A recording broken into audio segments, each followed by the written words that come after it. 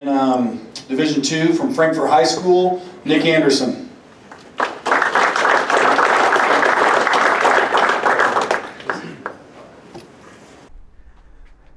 All right, first of all, I'd just like to thank Jeff for this opportunity. He contacted me a couple of years ago and asked me if I would present, and then obviously with COVID and then not having it last year, he was kind enough to extend the offer again to me, so I appreciate that. Today, I'm going to be a little bit different than some of the other guys in here. You're not going to see any X's and O's, and you might get to a little film at the end, but I'm going to talk about something a little bit different and something that is really near and dear to my heart and our program, and that's establishing the cultures. Oh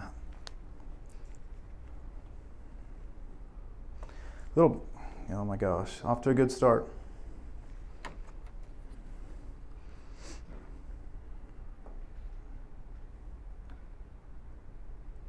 Technology is great when it works, right?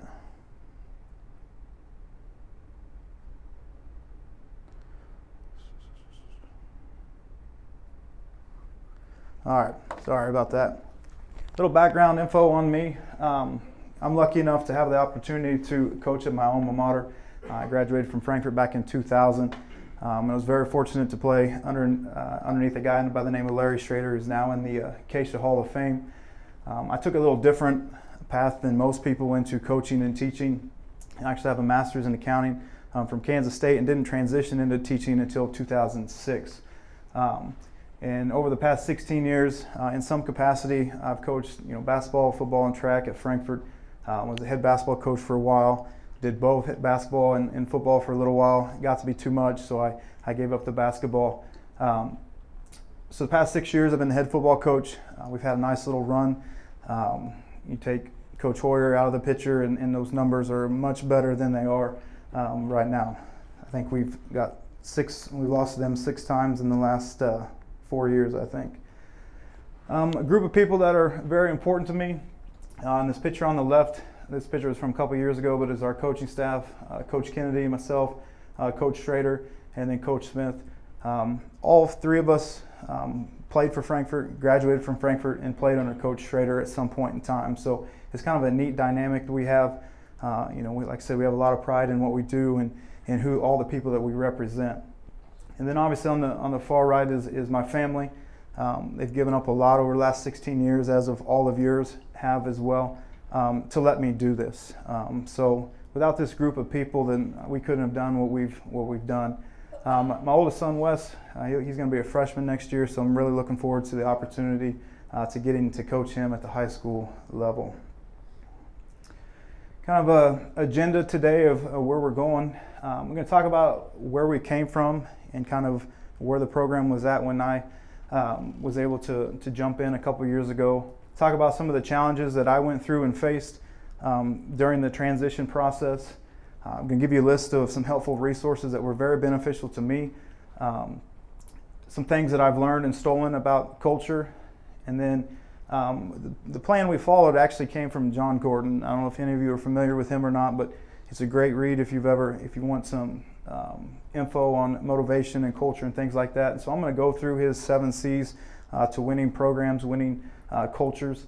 And then I'm going to talk about our purpose and vision and how it's probably maybe different than some in here. And then I'll talk about our weight room and how that's changed over the past 6 years as well. And if I don't get too windy, I know Chase County is wanting me to show a little bit of film at the end, so hopefully I don't talk too long. Kind of talking about where we came from, and I'm going to start by talking first of all about our former coach. He's a friend of mine. I still teach with him to this day, but our ideas on what a program should look like are just vastly different, total opposite ends of the spectrum. So some of the things that we had to come in and try to change a little bit, there weren't very many clear verbalized or written expectations, and that was coach to coach, coach to player, coach to parent. It didn't really matter. And that led to a bunch of inconsistencies, okay? And I could go through those, but that's not really the point of my presentation here. But lots of inconsistencies in and out here. Expectation and standards didn't necessarily start at the top. They didn't work top to bottom. They kind of worked bottom to the top. And a phrase we heard a lot of around where players were in charge and they knew it, okay, or they know it. So you can kind of start to picture some of the things that, the battles that I was going to have to face here. Sometimes talent was catered to over character. Some of those prior 8-man football teams had a lot of talent, and I'm not sure that we met our full potential, on the field, off the field with some of those teams. So the result, our first 8 seasons of 8-man football, we had only 2 playoff wins, and those were in the same season. So had a little work to do on my end. All great things, or all great changes, are preceded with chaos, and it was very chaotic for me. I kind of thought, being from Frankfort and live in Frankfort and lived there my whole life, that maybe this was going to be easier. It was not. I was actually a basketball coach before I became a football coach, and that was when I kind of tried to change the dynamic within our school, within our program. I was simply trying to change the how in everything we did. Accountability, discipline, trust, gratitude, those things that none of us want our kids to have. That was my focus. It was one of the hardest things that I've been a part of. It really, really was. It was very, very challenging. I wasn't expecting it to be that challenging, but it was. Got lots of resistance from certain parents, certain kids, on just how dramatic the shift was in things that were acceptable and weren't acceptable. I had my house paintballed. I had people whip kitties in my yard. I'd come home or get out of school from practice or games, and my air would be let out of my tires. Got a note on my vehicle that I'll show you here in a second. I've been Facebook fired. If you haven't been Facebook fired, you've not really lived yet. So I had that happen, obviously. It came a little bit easier when I was both the football and the basketball coach, because it was the same set of expectations throughout, and that made things much easier. During this process, we lost some kids. Some kids opted to not play football anymore because they didn't necessarily want to make those changes. But we also, on the other hand, we gained a few kids that hadn't been playing for those same reasons. So this was a note that I had on my windshield. My 10-year-old son, Coach Hoyer in Hanover, just got done beating us like a drum. And I came out of the school, and this my son actually found this on my vehicle. But my wife gives me a hard time. Why do you keep that? Why do you hold on to that? Well, that thing motivates me, and it keeps me humble, and it keeps me hungry as well. So if you find yourself in a situation or in a school where you're trying to do something different, expect some resistance. Now, hopefully you don't have to go through some of the things that I did, but understand it's not what we're made out of. Or it's what we're made out of. It's not the circumstances that are going to define us ultimately. Like I mentioned, these are some of the resources. I became infatuated with culture and motivation, and how to get to, how to connect with today's youth. I fell in love with reading John Gordon books. Joe Ehrmann's Inside Out Coaching, probably the best coaching book I've ever read. If you haven't read that, I highly encourage you to do so. But I just, like I said, fell in love with those types of resources, and I read. John Gordon's 7 C's actually come out of that, How to Win in the Locker Room First. So we'll dive into that a little bit later. But great resources. I never claimed to be an expert, but I wanted to learn from the best, and so that's what I tried to do there. So over the years, with all my reading and studying up on things, some things that I've learned.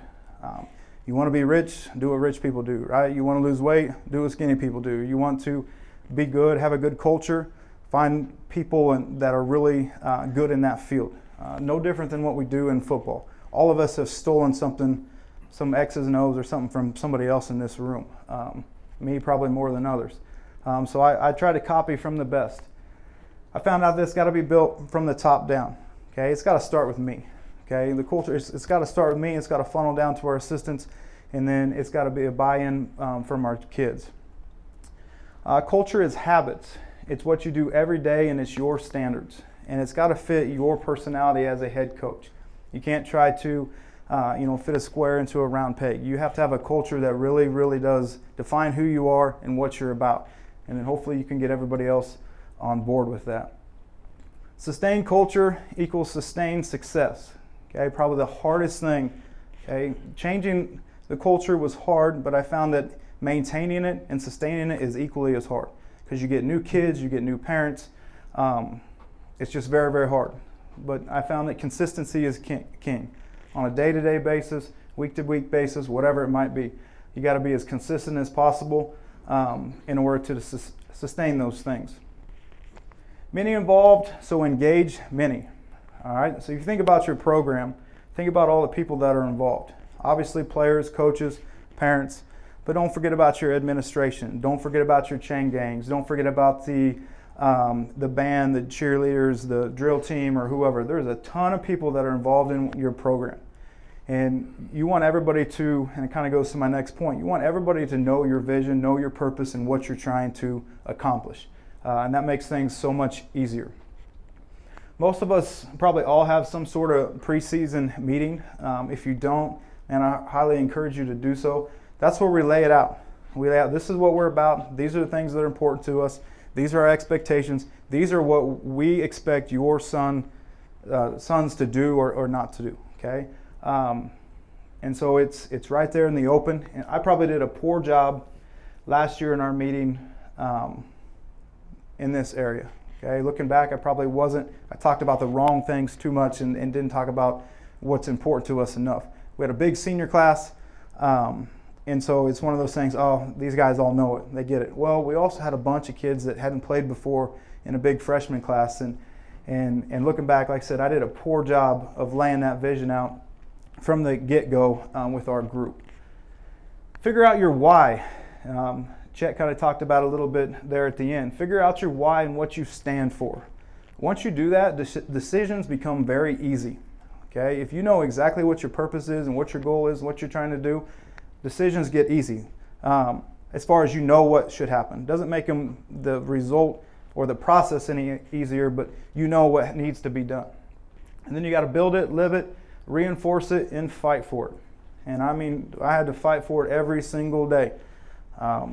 It was very, very difficult. It's still difficult. We have morning weights with some junior high and some freshmen, and man, we fight for it every Monday, Wednesday morning, over and over again. But that's what has to be done. And then don't be afraid to celebrate small victories. Everybody wants to fast forward and get to the end result. Okay, celebrate those small steps. You know, maybe you have a kid that's missed something 3 consecutive days and he's never contacted you, and then all of a sudden one day he contacts you, Coach, I can't be here for this reason. Don't be pissed because he's not going to be there again. Celebrate the fact that he communicated that with you. And that's just one example, but don't be afraid of those little victories on a daily basis. A couple things, you know, Chet's said he's not a quote guy. I kind of am a quote guy. A couple that I really like. Culture is a set of living relationships working toward a shared goal. It's not something you are, it's something you do. And I put living relationships and a shared goal in bold there because, and that's what we're about. The basis of what we do is all about relationships. It says you don't get the culture you want by saying this is our culture. You get the culture you earn, you get the culture you fight for, you get the culture you demonstrate on a daily basis. And your culture is what you emphasize, practice, nurture, promote, and sustain. Okay? So there's a lot that goes into it. I'm going to just briefly talk about John Gordon's 7 C's. You know, he will dive into them obviously much more than I will. I just want to touch on a few points on each one of them and kind of how they relate to our program. And they all came from You Win in the Locker Room First, his book there. Fantastic read. My goal is to reread it again this summer just to refresh myself on a few things. The first one is contagious. Okay, you have to sell your program. You got to sell your vision, your purpose with positivity, enthusiasm, optimism. Okay, you got to be that infomercial guy that's trying to sell a non-stick pan to some lady that has 4 of them in her cabinet. Right? There's no reason for her to need another pan, but you got to sell it to her anyways. You got to do that with your program. Okay, especially in today's world when everybody's so distracted. You got to make them notice you. You got to make those kids feel that energy. Leadership is a transfer of belief and attitude. Okay, you got to transfer that on to your staff, to your students, to your parents. I found out that if you can get your parents to buy into what you're doing, your life is easy. The kids most of the time will buy in, but once your parents are involved, big things can happen. Fill your organization with positive people. Okay, weed out negativity, whether that's staff members, whether that's players sometimes. Okay, you got to confront it. You got to meet it head on, and one or two things are going to happen.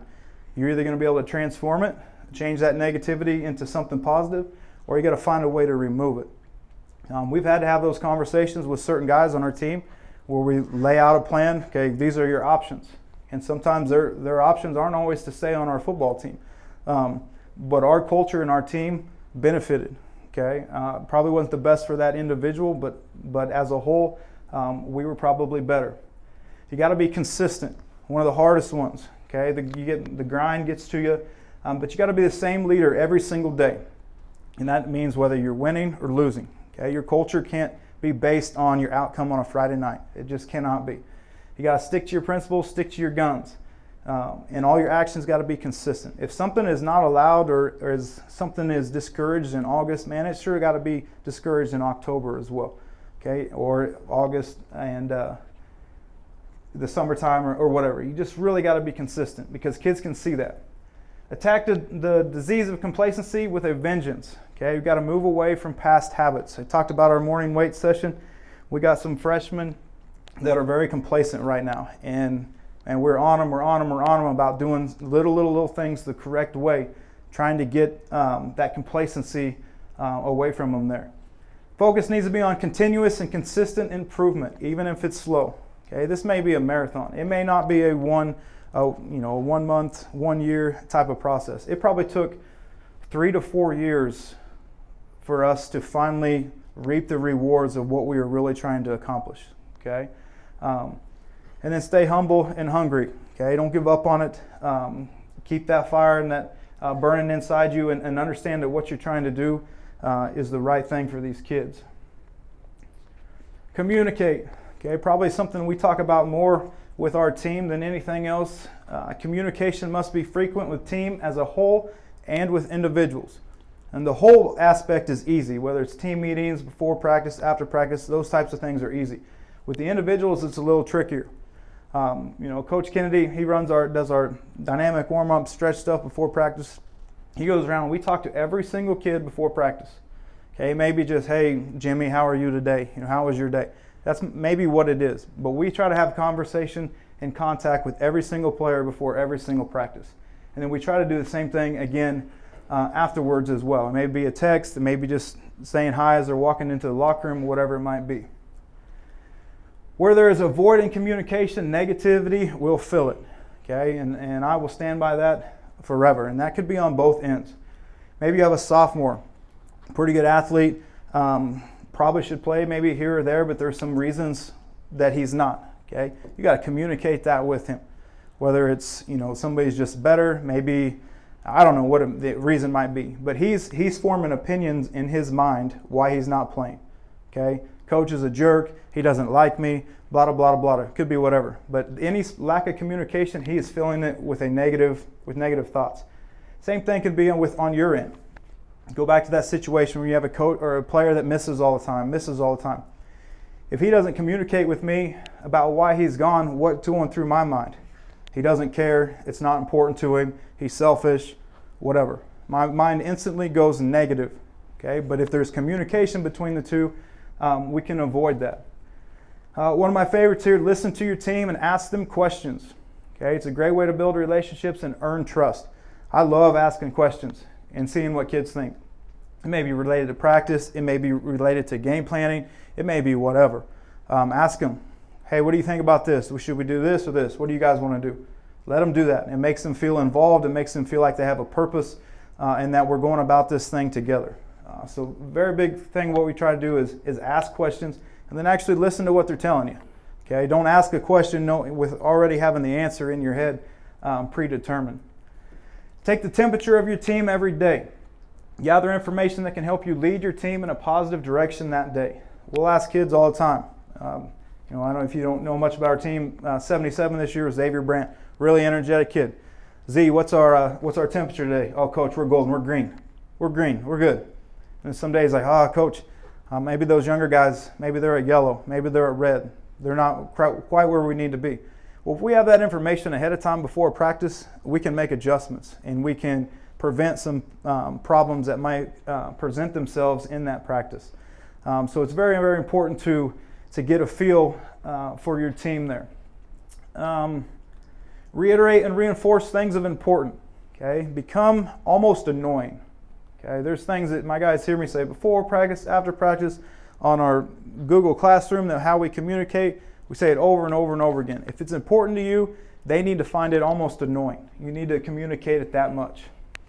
All team members must share and model the same message, especially coaches and team leaders.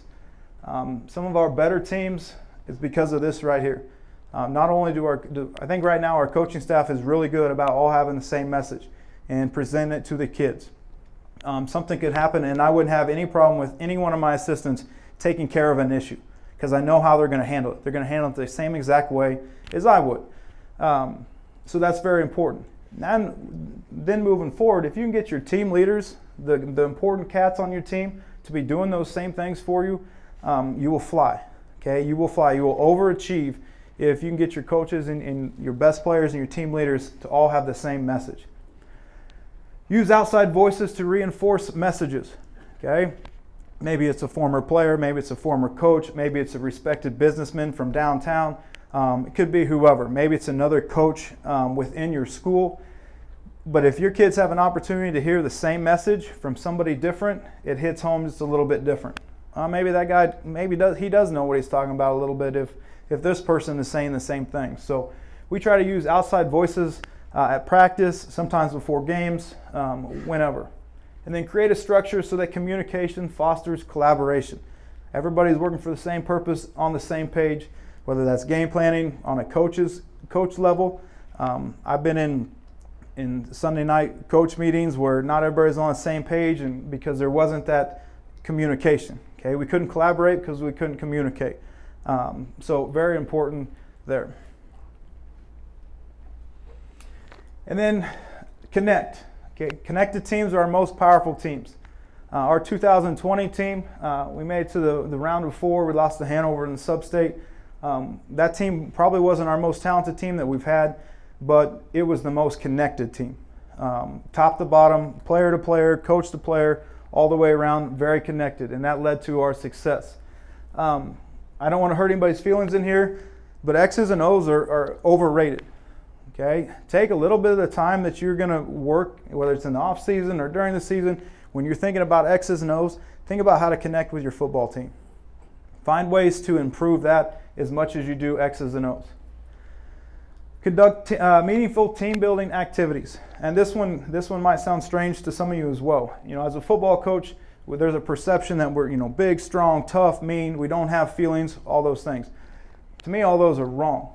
Okay? We have team building activities all the time, and they're emotional sometimes. We're going to share stories and feelings. We're going to discuss fears. We're going to talk about goals. My kids know some things that happened to me when I was a child that made me who I am today. I'm not afraid to share those things with them. They understand those things. And we hear the same thing back from our kids. We talk about their greatest fears. What's your goal for this year? What's your team goal? What scares you the most?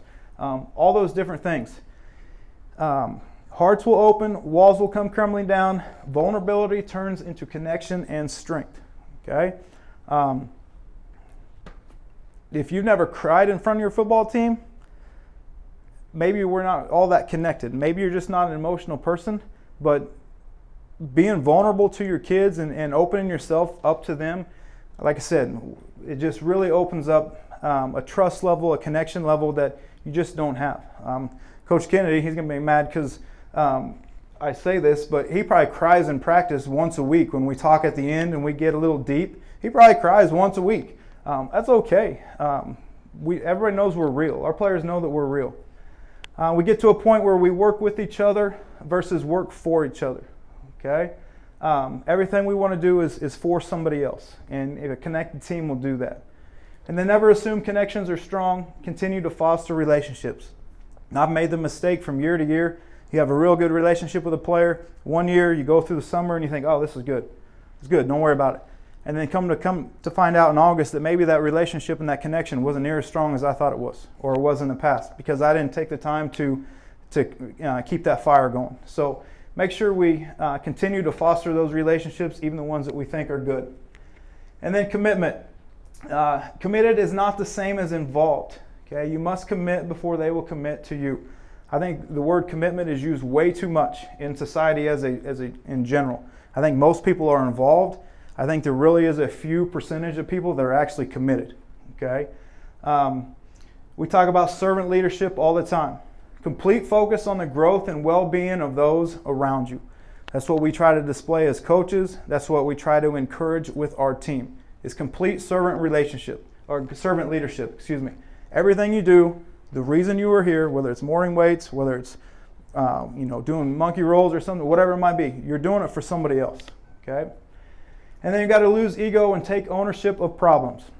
And this is hard, but if I'm a true servant leader on my team, everything is my fault. Okay? I might not have anything to do with the defense per se on a Friday, and we may give up 70 points. That's my fault. The bus may be late to pick us up to take us to Thunder Ridge or wherever.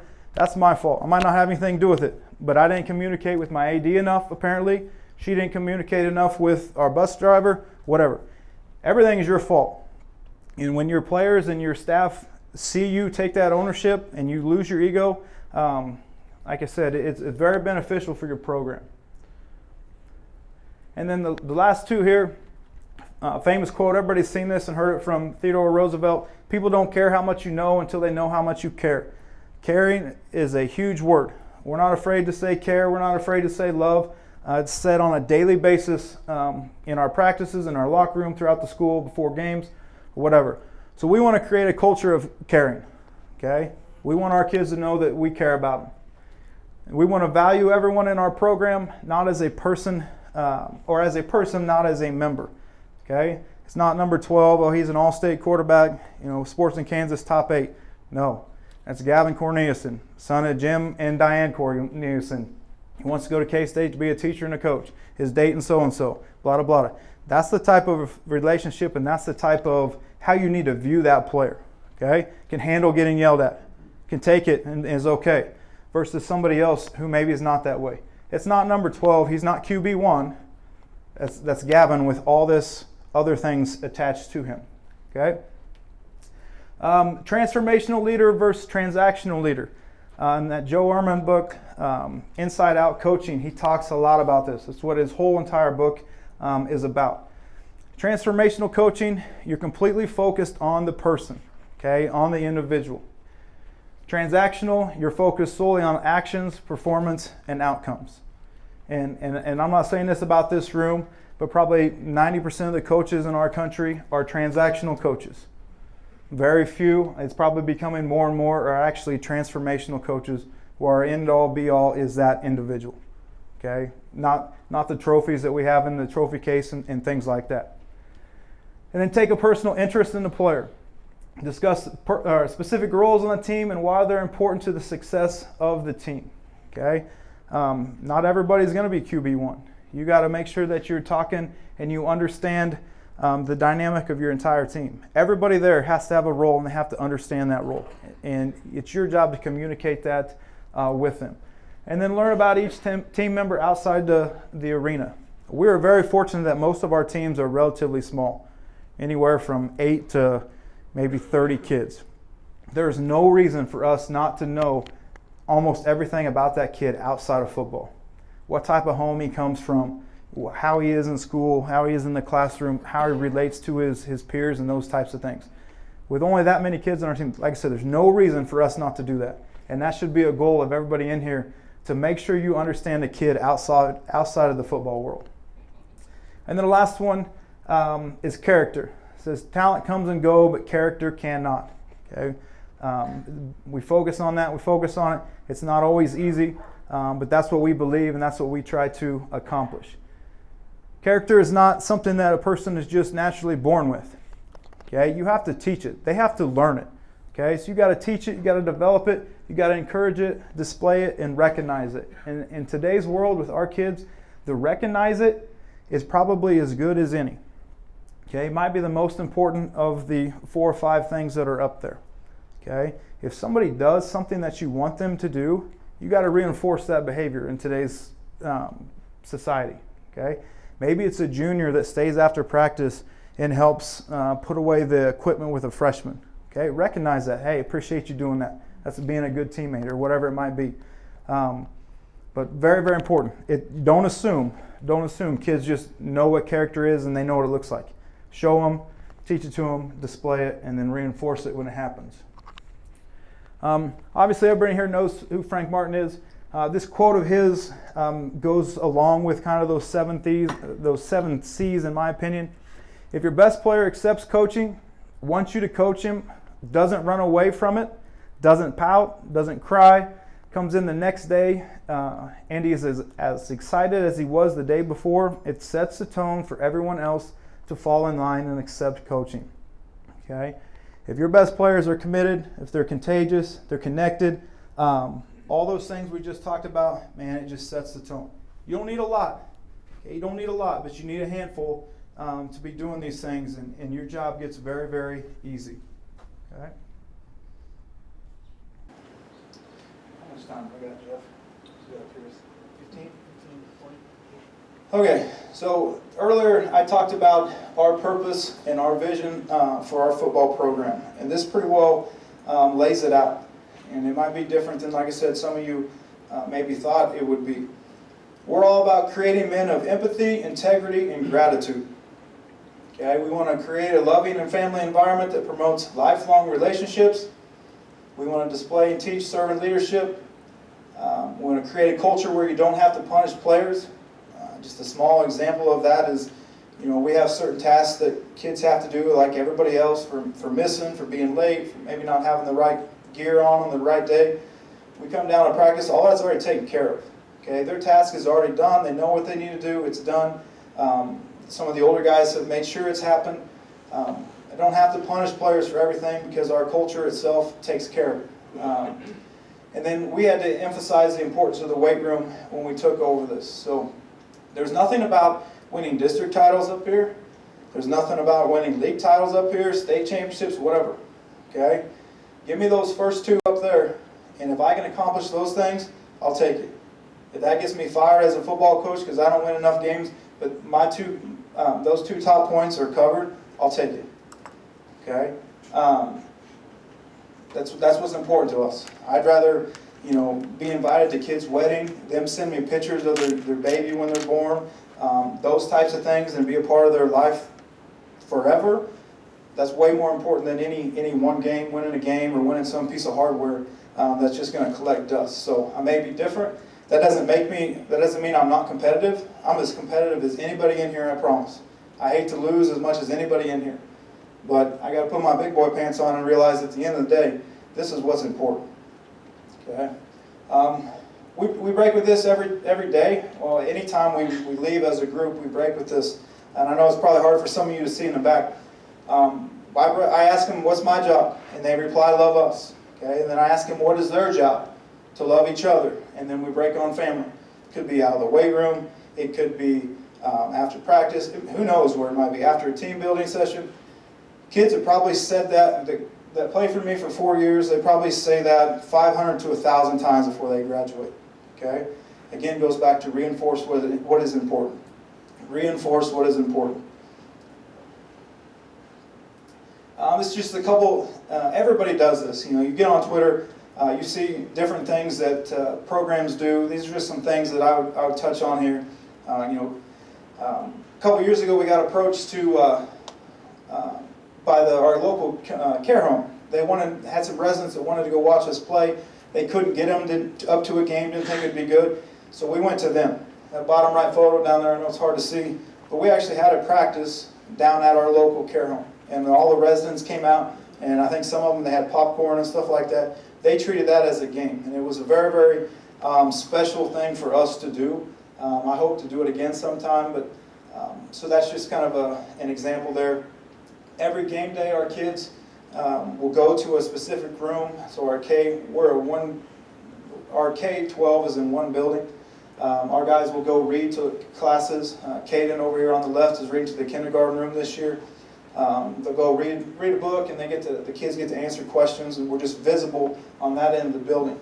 Our kids volunteer for our local booster club. That booster club that supports us, we make our kids volunteer when it comes to Winter League basketball time, so they're involved with that. All of our kids take part in Meals on Wheels within our community. We have a nutrition center downtown that prepares the meals, and then every day 2 kids go down and deliver those meals to the needy. Obviously, cleanup days. Coach Steinbrock, you always see him on Twitter throwing straw bales for farmers and stuff like that. We've done that in the past. Great thing to do. But what I really like is our daily thank yous. At the end of practice, I get done talking, assistants get done talking. We go around and we ask everybody to tell us something that they're grateful for. Okay? And our kids have gotten really good at really thinking about something that's important to them and relaying that to their team. And then when you start getting kids to say, man, I'm thankful for this manager, I'm thankful for this guy for doing this, and all their thank yous are within their team and towards teammates, it's a pretty special little way to end practice. And it kind of, again, it in turns tells our kids what is really important with what we're doing. Try to speed up here a little bit. Weight room was an issue of concern when we took over here. So some of the changes that we made, the girls and boys used to live at the same time in the summer. Those of you that can make that work are better than me. We had to separate, so our girls and boys lived separately. We actually reduced the amount of days that we lived, and I know that sounds ass backwards, right? But our attendance has improved, our consistency has improved, and what we get done on those days is actually better now that we lift less. In the summer, Monday, Wednesday, Friday, before school, this past summer, averaged about 30 to 35. That photo comes from a morning session this past summer. And then our kids that aren't able to take a weight training class within school, which is our junior high and our freshmen, they come in 3 days a week in the morning with me and some other coaches, and we average about 20 to 24 in the mornings with those kids. So it's really starting to take off, and kids enjoying being in the weight room together. They're willing to work, those types of things. Another thing that we changed is, we're present. Okay? We are present around the weight room. That wasn't always the past. Occasionally the head football coach would be in the weight room here or there. I think it's important. I think the football coach, he might not have to be in charge and laying out what's happening, but I think he needs to be there and be visible. We don't just strength train, we do some speed training and things like that, but everybody does those things. But the big thing is we also put a substantial monetary investment into our weight room. I bet in the 6 years since we've been doing this, I bet between $15,000 and $25,000 has been spent in our weight room. Whether that's through fundraising, whether that's through our booster club, whether that's getting down on our hands and knees and begging the school board to get us stuff, whatever it might be, we put a substantial amount of money into our weight room to show our kids that it's important, and it has helped. Some other things, and I know everybody does this, incentives for attendance. We take off some conditioning, and at the beginning of August, the guys that meet their goal, we have t-shirts. Coach Kennedy has one on. We pass out t-shirts to all the kids that have met their attendance goal and those types of things. We've really started pushing the state powerlifting meet. Last weekend there was well over 500 participants in the 8-man state powerlifting meet. We took 17. Okay, that's the largest number that we've taken. First year we went, we took 3 kids, and it's just slowly grown over the years. And actually got a couple girls going with us now. That photo is our group that we took last year. Another thing we've done is we hang banners, and it's hard to see, so I brought one. But anybody who places, we hang up a banner in the weight room. Our weight room is a separate facility from our school.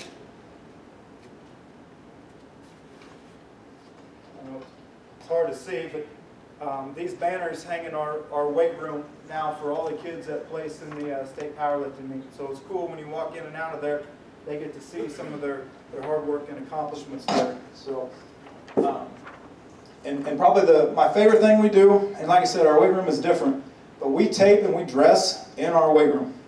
We figured that if we're going to put so much emphasis on the weight room and get our kids to buy into how important it is, man, we're gonna do that.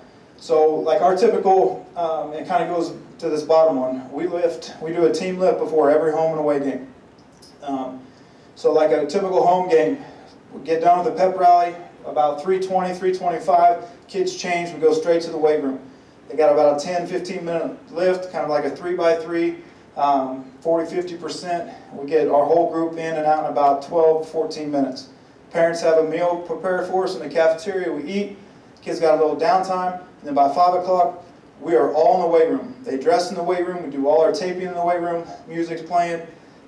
Our weight room has AC, which is nice, our locker room does not, so that is a bonus, but it's a really cool atmosphere. We're all together, and we walk straight out of that building, right onto our bus, because our field is away from our school. We get right on that bus, out of our weight room, to go down to a game. And so I think that's one of the coolest things that we started doing. Our kids like it, I know our coaches like it. So just something to think about if you have that capability. So here is our weight room. I know it's hard to see with the lighting being on, but considering the size of school that we have, we are very, very blessed and very fortunate with our weight room. I'm going to see if I can get this video. Maybe. Can't see my cursor. Or my mouse. So I just kind of walk around, just stand in one spot. So all these power racks are new. All of our plyo boxes are new. Glued ham is new. Lap pull down is new.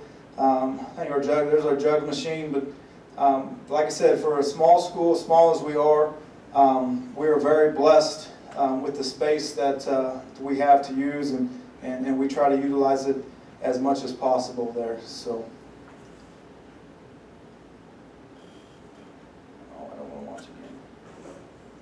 There we go. All right, I still got a couple minutes, so you get to see a couple things here.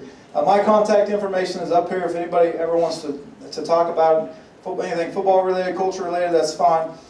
Cell phone number, email address. I'm a very boring Twitter follow. Okay, if you do, you're going to see a bunch of culture stuff that I like and stuff like that. We'll see if we can't get some clip. My son put all these clips in here, so we'll see what we got here. This was a couple years ago. We played Axtell. Axtell had just beaten Hanover, so they were the #1 team in the country, or not country, the state, our area. They were #1 team in the state during this game. And without our culture, we don't win this game. Hey, we get the ball back in the fourth quarter. We're down 4. Get the ball back inside our own 20-yard line. No timeouts. First play, quarterback takes a sack. Clock's running. We have to get up. We have to spike it. So it's 3rd and 15 from inside our 10-yard line. Next play, we actually get a pass interference call. Then we hit a play on the sideline to give us this opportunity. I think we're about on the 32, 33-yard line. And this, there's no way we win this game without the culture. So this quarterback makes a nice move, finds a guy in the corner of the end zone, and we win that game somehow, some way. Probably shouldn't have, but without the culture that we have, I don't think past teams from Frankfurt, can pull that one off. So my son said, "Oh, you got to show him the end zone view, Dad." So here you go. Here's the end zone view. You can kind of see it. Still a little post corner with our second receiver here, and like I said, great win for our kids, great win for our program. Pretty exciting times there. This one from this year. Actually, we're a little different this year. We're in a little triple option. Quarterback we run a little dive here. Quarterback makes a nice read. This is actually against Washington County in the first game of the year. We actually didn't have a quarterback. We had a running back that chose to play quarterback. Axel again from a couple years ago. Gosh darn it.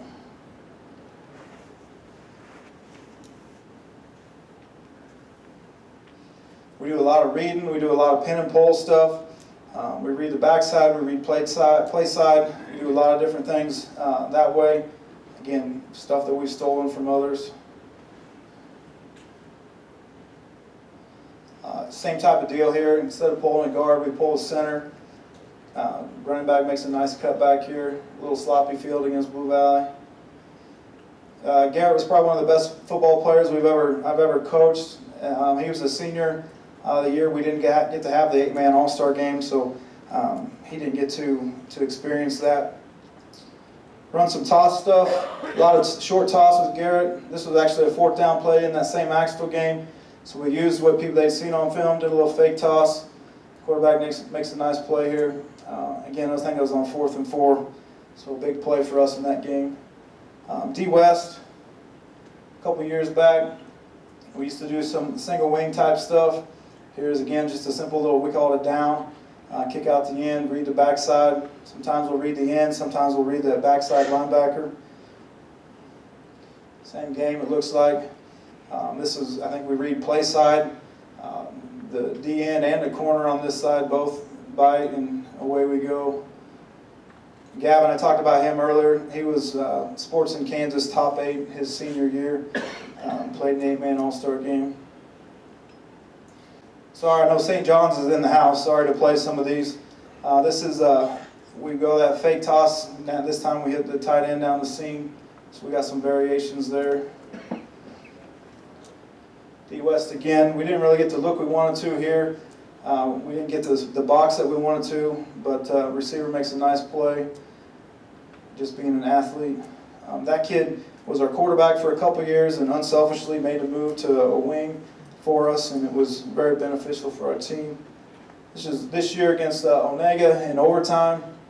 Just running a little dive.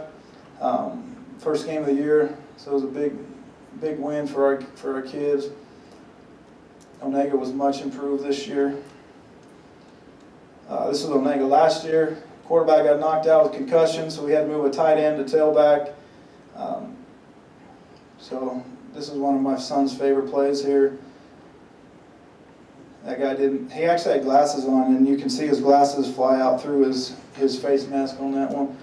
I don't know if Thunder Ridge is here or not, but we played them twice, and this was in the second round of the playoffs, and this is about the only thing that went well for us in that game. Ran a little speed option. Kid makes a nice cut, and off to the races we go. Lakeside, I know they're here. Sorry for putting this on here. Last year, we went a month without playing a football game. The first time we got back on the field was, again, in the first round of the playoffs against Lakeside. This is a little spinner play. Kind of made everybody take a deep breath and relax a little bit and let us, play pretty well that game considered. Hanover this year, again, we were more of an option team this year based on how our format.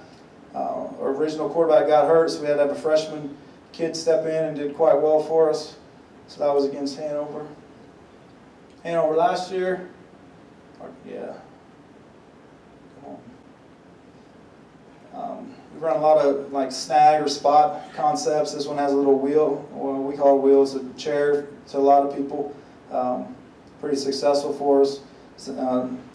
St. John's probably has nightmares about that play. This was against Lebo. Come on. First drive of the game, 4th and 4 inside our own 30. We go for it. The quarterback is supposed to throw it underneath. Hits the deep option, and then, like I said, it really kind of set the tone for us in that Lebo game. Next week against Hanover, we show the same look. Slip the tailback out of the backside on this one. And I'm trying to go fast so Chase County doesn't run all these down. But hit the back out of the backfield. Same type of action there. Here's that one of St. John's I was talking about. It was 4th and 12. We're inside, I think, our own 20. And this play probably is the only reason we beat them here. Get a little motion. I'm sure they probably called Keisha because we got away with a big-time pick up top. But it ended up working out okay. But it was a very good football team that year. So I think that's about it. One more. Here's a little inverted veer. Reading the play side D in. Quarterback makes a nice read. But we get some downfield blocking on the backside. Again, 12 is a pretty good player for us. So I think that's it. So once again, I appreciate Coach Slater and let me come on here and talk today. Thank you for all coming. If you need anything from me, let me know. So thank you. Brody Vandegrift. I wouldn't start clapping quite yet. So I appreciate Jeff, and I appreciate you guys having me. When Jeff sent me that message to ask me to speak, I thought he had the wrong number. We've been doing this football thing for a while. I mean, all of us have, and we all know that in small schools like us, we have fluctuation of athletes. And I think right now, I know Jeff said we've had pretty decent run here lately. We're blessed with great kids, and we all see that in small schools. A little bit about me. My 7th year as head coach. I started out in a small town most of you guys probably know of or heard of in the 8-man world, Victoria, Kansas. Coached with Coach Oberly there for, I think, 4 years is where I started. Moved to Chase County, and for 2 years I was an assistant coach on the staff with Coach Budke. Me and him kind of flip-flop roles in a different dynamic when we went through some different things, and so now I'm lucky enough to have him stay on staff, and has been a huge asset to what we do. Again, when Slater asked me to come up here and speak, I was putting this stuff together. I mean, I'm 29 and 28 as a head coach. Like I said, we go through all those ups and downs. I think the one thing that we do really well is we run the ball. And I like to think that we are one of the only 8-man schools that run a spread offense but live between the ticks. We are a buck sweep team. We do nothing but run trap counter. I know a lot of people's misconception, and a lot of people that come in from the 11-man world to the 8-man world is it's track meet. All you got to do is get outside and run. I mean, that's the common misconception of 8-man football. We average about 2,200 yards rushing every season since I've been the head coach. Like I said, we've been blessed with some great athletes. If you guys have questions about anything today, you can reach me on Twitter. So there's that.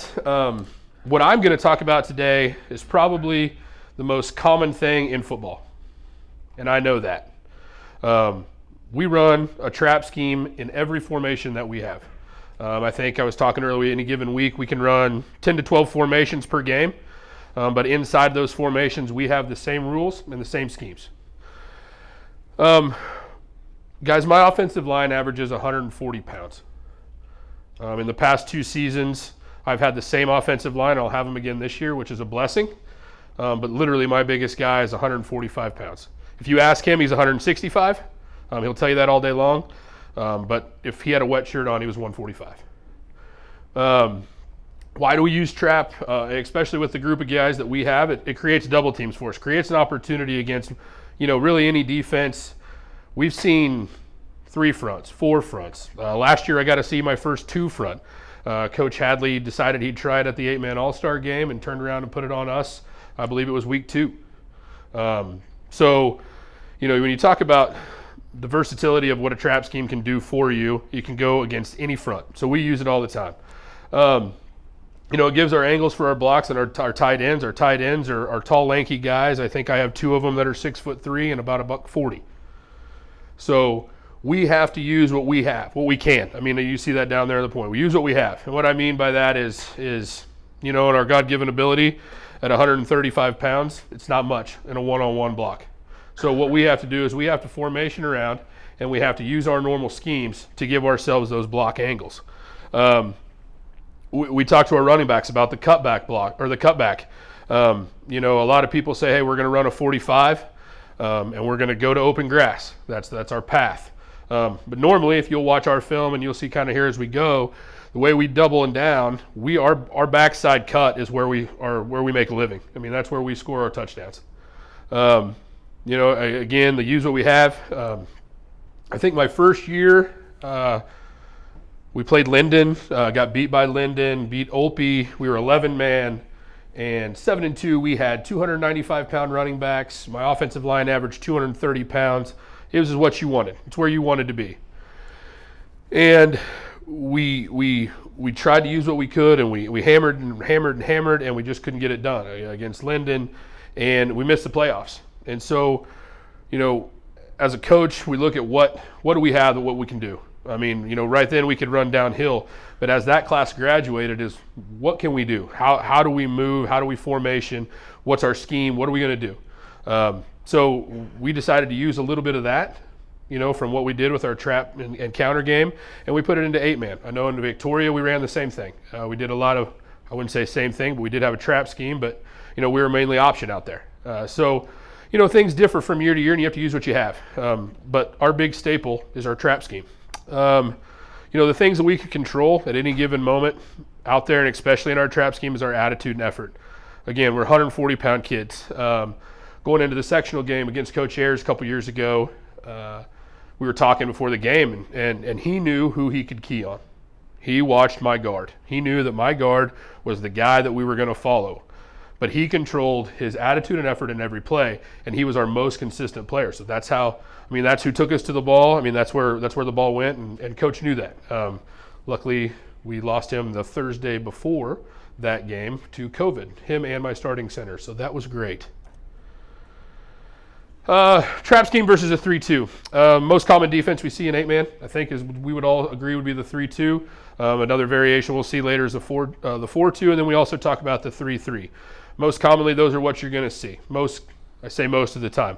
There's a million other gimmick defenses out there that guys play and run, and I think in my 7 years, I've seen every single one of them against us, just because they know we're going to run the ball. A few rules that we have that we always use.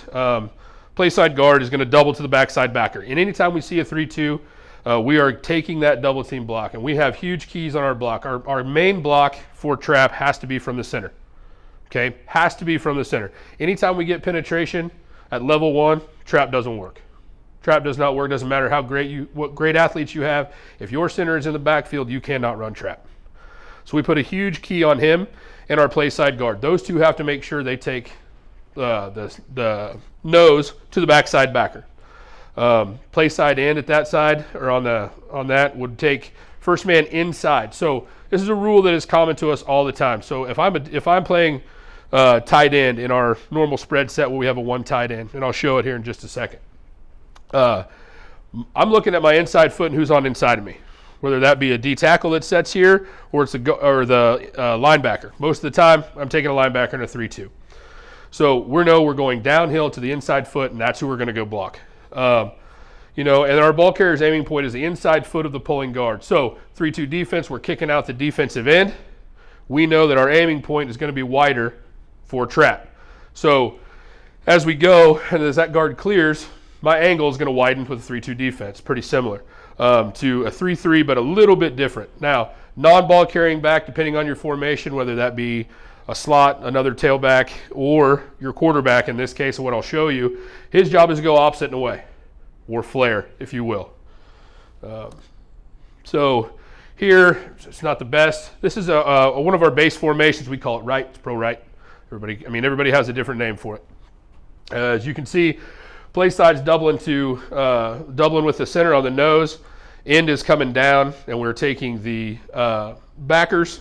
We're going backside, and then backside backs flaring away, and we're trapping and we're kicking out that defensive end. Most common thing in football, right? It's fundamentally what we would do day in and day out. Every day in practice, we are individual first. We do indie periods first, and this is what we work on. We work on double teams and down blocks 95% of the time. Now, Kent and Galba back there doesn't need to worry about it with their zone scheme. We get it, But for us other common folk that don't have 235-pound linemen, this is kind of what we think we have to do. Moving on to a forefront, second most common front that I think you see in 8-man football. Center has to go backside to the 2-tech. So a lot of the time when you see trap against a 4, trap is tight, depending on the alignment that you get. We all know there's a million ifs, right? There could be a blitzing backer. There could be a 2-tech and a 3-tech, a 2-eye and a 3. It depends on what you see and how you have to adapt your trap. But same rules apply essentially, except for now your center has to go backside to where the pulling guard he is replacing. play side guard is down to the backside backer, okay? And defensive end is still coming up and inside to the inside foot, right? He has that same rule, first guy inside. Who's that going to be? It's a linebacker. We're coming down to that linebacker using the angles that we have. Like I said, trap is tight for the tailback because most of the time you're going to trap to the 3-tech. That's your general rule, right? I mean, against it's old school 11-man football. Trap the 3-tech, trap the 3-tech. If he's setting outside, trap the 3-tech. So you're looking for that 3-tech against the forefront. And then again, non-ball carrying back, he's a flare or he's down and away, holding those backside backers. So again, here's your forefront. You can see here, this is ace right tight for us, what we call, we just sit there, we have a little H-back action there, and so, you know, we send him away to kind of key with that linebacker on the backside because that's where we have to hold him. You know, the same rules apply. We're down, down, and around. It's the easy way to say it. Down, down, and around. So if everybody knows that trap is inside, then we know, you know, we're all looking inside. We're all looking for our first man inside, and we're replacing on that backside guard. So I mean, trap is pretty similar. This is a quarterback trap here. As you can see, and this one's a little bit different too. Our tailback is replacing that defensive end on the backside, so we can avoid some crashes. This is where we live, guys. I mean, you know, you can get into a million of these different formations, but these are our core. Our core value is trap, essentially. When you talk about what we do, it is trap. 3-3. Would I go back one? 3-3 is very similar to a 3-2. Now, the most common thing that you see with a 3-3 is some type of linebacker twist scheme. Somewhere in a 3-3 defense, in most places, some linebacker is coming. You never know where. Most of the time they'll show you. And in that case, this is where your offensive line has to really talk. They have to know their rules. If they know their rules, then everything's fine. Hold on. I'm getting a little dry mouth. Look, you guys should be drinking more than me. You have me up here talking to you. So the 3-3 scheme is one of those that is harder to trap because you don't know where the pressure is coming from. Most of the time, you know, like I said, we have a twist. So our guards have got to communicate every time against a 3-3. You know, you'll see a walk-up back. When I say most of the time, you'll be able to tell where that pressure is coming from. Somewhere in a 3-3 defense, you will see an offset. You will see a backer walked up somewhere. You'll see a defensive end in an outside alignment. Somewhere you'll be able to tell. A lot of the time, that's where we spend watching our film, right? So rule says in trap, if I'm the pulling guard, I am pulling to the first man outside of the guard. Forefront, that could be the 3-tech. Backside, or if you're against the 3-2, that's the defensive end. In any way, shape, or form, a backer lines up, our offensive line will automatically give a backer call. That's not new. I promise that didn't give anything away. You'll get a backer call if you walk up from anybody on our offensive line. That's an alert for us. That tells us, hey, we've got somebody that's in the box that's not normally there. Now, it depends on which backer. So, in this case, if the Willie backer walks up to the inside of the defensive end, he becomes the first man head up to outside of that guard. So that's who we're going to trap. That's exactly, and when you look at the defense in a 3-3 stack, this is why most teams that run a double tight or run some type of trap variation, you see big numbers come off from their trap game. It is because once that backer clears, there's nobody there. There's nobody there. So that is why instead of running our common rule and saying, hey, but well, if this backer steps up, why don't I take my tight end and crash him down? Because that most likely in that situation where that linebacker walks up, that defensive end is going outside. We don't have to touch him. He takes himself out of the play. Do what? Oh, gotcha. And so, I mean, in any case, a blitzing linebacker causes for the backer call. So now let's talk about that Mike backer. If Mike backer walks up, who do we have? Well, my guard knows I'm coming down and I'm accountable for that Mike backer. So if he steps up, that means one of two things. It means the nose is twisting with him one way or the other. Somebody has to be responsible for backside. Somebody has to be responsible for play side. So in this situation, that Mike backer walks up. okay? My center now becomes responsible for the backside. My guard is responsible for the nose tackle. We have to take care of those two individuals with those two. It's one-on-one. So we have got to be able to maintain those two, crash them down, and not allow upfield penetration. It's just trap. Same situation here again. Backside away back, non-ball carrying back, flares. And in this situation, again, it's another quarterback trap. This would be backside back replaces that defensive end. I mean, these are just common rules that we use. And this is our trap scheme. So I know everybody has some version of trap. This is how we block it. We've been, like I said, been super successful. Yeah. Quarterback run game. Here you go, Slater. It accounts for about 70% of our offense. Last year, I say we averaged 1670. I think my quarterback had 2,100 some yards, somewhere in there. I have been severely blessed with the Budke family. And Coach knows, I don't know what he did, but he knows how to make quarterbacks. They live with him. They breathe with him. He's done it right. So for the past few years, I've had nothing but Budke quarterbacks. And since then, we've, 2,000 to 4,000 yards of total offense each year. So, again, we're a speed option team. We are a spread team that lives between the ticks. We're not talking a whole lot of toss. We don't talk a whole lot of sweep and those kind of things. We do run a little speed option, but we all know that speed option has to be handed first before it even opens up. And we run quarterback power, run quarterback trap. Here you can see this is just a general power. So our rule in power is it is nothing but a down block for everybody on the line. Power's down. And I ask that to my kids 900 times, where's power? They will tell you power's down. And then we'll get up to the line of scrimmage, they'll screw it up, and then I'll say, where's power? And they'll say it's down. Then I'll ask, why didn't you go down? But I think this is one of the most simple plays that we run that has yielded probably the most yards. Last year, our quarterback absolutely loved this play. When Coach was talking about, hey, what do you like to run? Where do you want to be? He says, Coach, I love power. He loves power. Loves to be inside. I think the keys here in any situation is that your offensive line has got to account for first level and second level, whatever that may be. So, a lot of what we do in our spread game is we formation teams to where they give us the defense that we want. Hence the reason for multiple formations. We all know that. We try to move around every team that puts a 4 front in front of us to a 3 front. If we can do that, then we're better in the box, we feel like.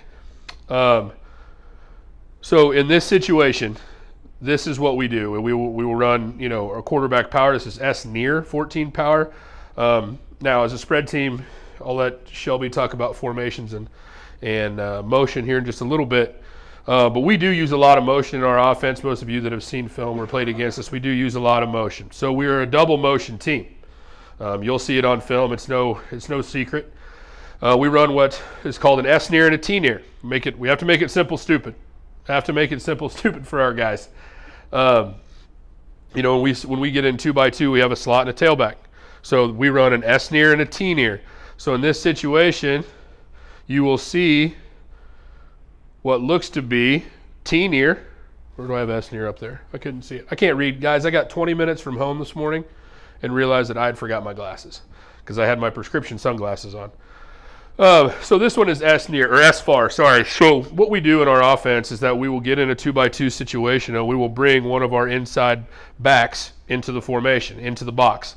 So we say S near, S far.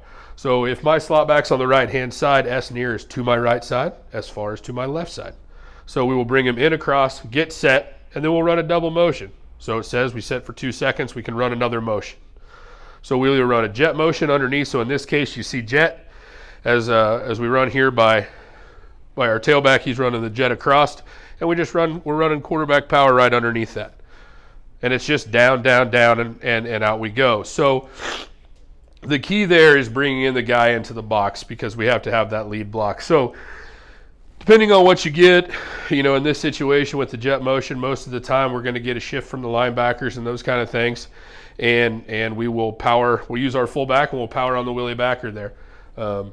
there's different scenarios for each one. I think the easiest thing you see is that no matter what you do, your fullback or your H-back in this situation, or S-back, has got to look for the first man head up to outside of that outside man on the line, or EMAL. Okay, so in this case, it's the linebacker, and we're going to run out and kick him out, and up we go. I wish I had some more complex stuff to run for you.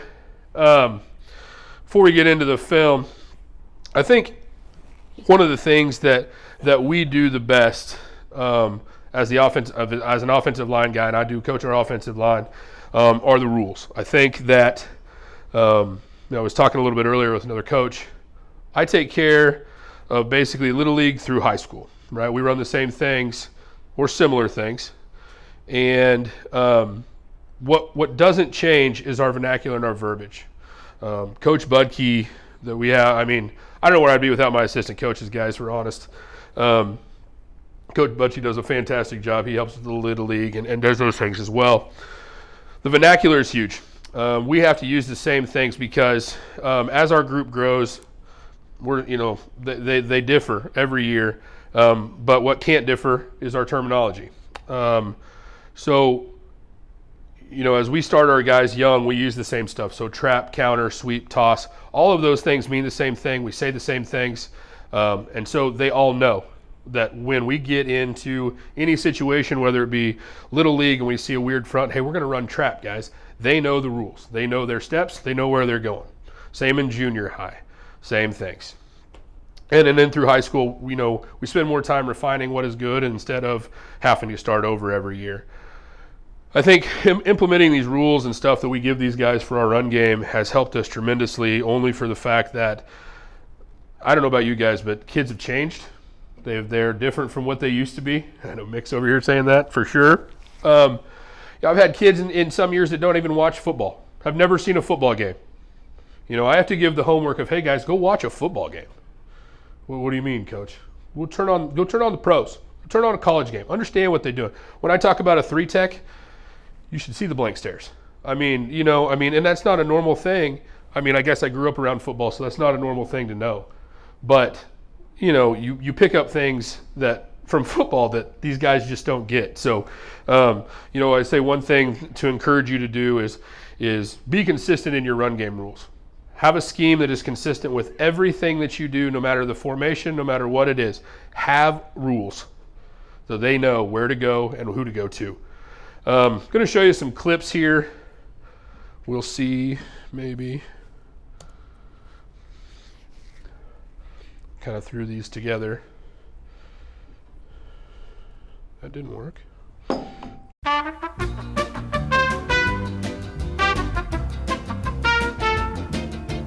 Let's see here.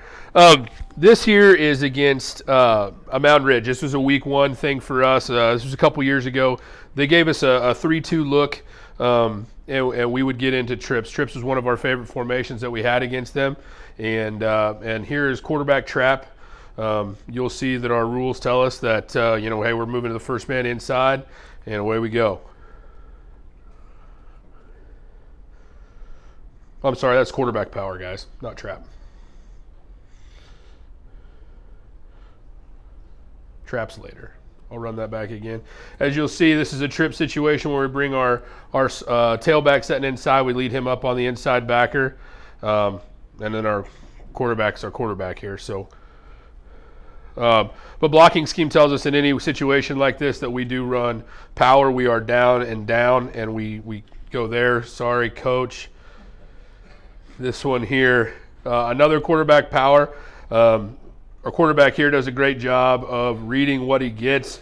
Defensive end takes an inside shot, so our inmate on the line here seals, and we're leading here. I know it looks like option, but this is an actual quarterback lead. So that was against Sedan last year, 2 years ago in the regional championship game. So here's a trap.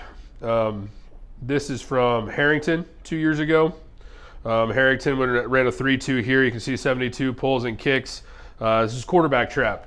This was the year, our first year that a quarterback run really became what we liked. Our quarterback was great runner. Again, here's another trap. Let me find it here.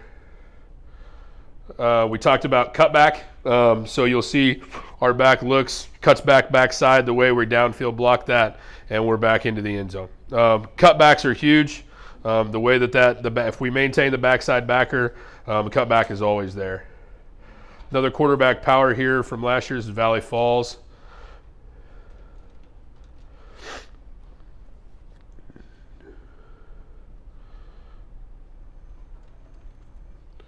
I want to say that this is Flint Hills. This year's Flint Hills. You can kind of see they gave us a really weird defense. Again, we've seen 2 fronts, we've seen 3 fronts, we've seen 4 fronts. Our quarterback run game in any of these situations, I feel like gives us a different opportunity, mainly because we're back off the ball. We can see what's in front of us, and then we can make our adjustments. What you'll see here is a little bit of motion. We'll come motion into the backfield, and we'll run quarterback power to the right, just because of the situation that they give us. But we use our quarterback, like I said, 70% of the time.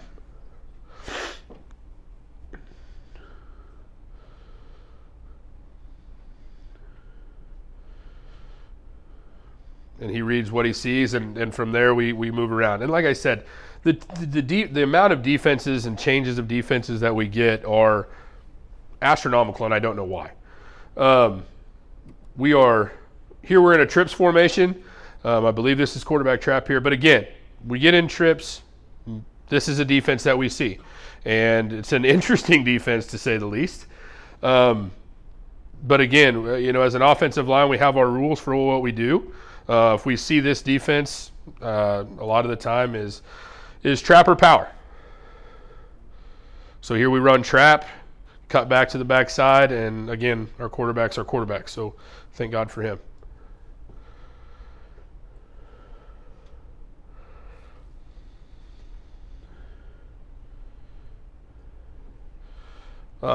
Okay, so when I talk about our quarterback run game and different defenses and how we look at it, here's a prime example. This is Coach Ayers' Little River team back in the sectional game.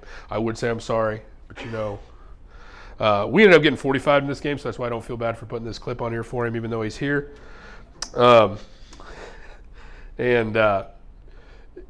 Traditionally we talk about how we have the athletes. We have those athletes. This is going to be a situation where we have the athlete. Now, as an offensive line coach, this one makes me want to puke. This is a situation where we put our quarterback in the backfield, and I say we account for 2,000, 1,600, 1,800 yards from quarterback run. Part of the reason is just our quarterback being able to see what he sees, and I want you guys to know really this was just on here because I knew Ayers was going to be here, and I know that this one haunts him. So again, we run motion. We block nobody, absolutely nobody, and we scramble. We do some downfield blocking, very, very little, and we just have a quarterback there. So when I say quarterback run game is 70% of our offense, those, because of our spread formations, happen more than So yeah, we got 2 more here, I think. Here's against Peabody, another trap. Again, you'll see here, out of the spread formation, what we do, we're running a bubble here on the backside so that we can hold these linebackers. And again, it's quarterback. That's quarterback trap for us. Another situation with quarterback trap, I believe. No, this is quarterback power, sorry. Like I said, I wish I had and a better scheme. I wish I did more to show you guys what we do, but there's not much there. We have general rules where we say, power is down. We're down, and we kick out, and we run trap, which is, our normal rules against our defense. Now, I precede that, and I'll have a clip here momentarily right here. So this is against Madison last year, a game I'd love to have back. But this goes to show that the key block is the center. And when you have upfield penetration, it completely destroys everything that you do. I don't know if you guys had Madison or seen Madison on film. They had a big nose guard, number 99, big boy. If you watch the center on this one, we absolutely just get destroyed, and we end up having to go backside. So I put this clip on here to show you that it's not all trap schemes are highlights. But if you watch here in the middle, I mean, we just get walked backwards and go. But our rules are still the same. Madison put up an interesting defensive front for us. Let me get back here to the beginning. They played a lot of walk-up ends, and they would walk up outside backers as well, so we really thought trap was good. But then when it's not good in the front. Let's see here.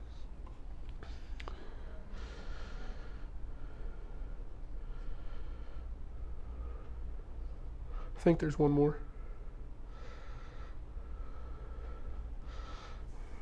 Yeah, this is Yates Center quarterback run.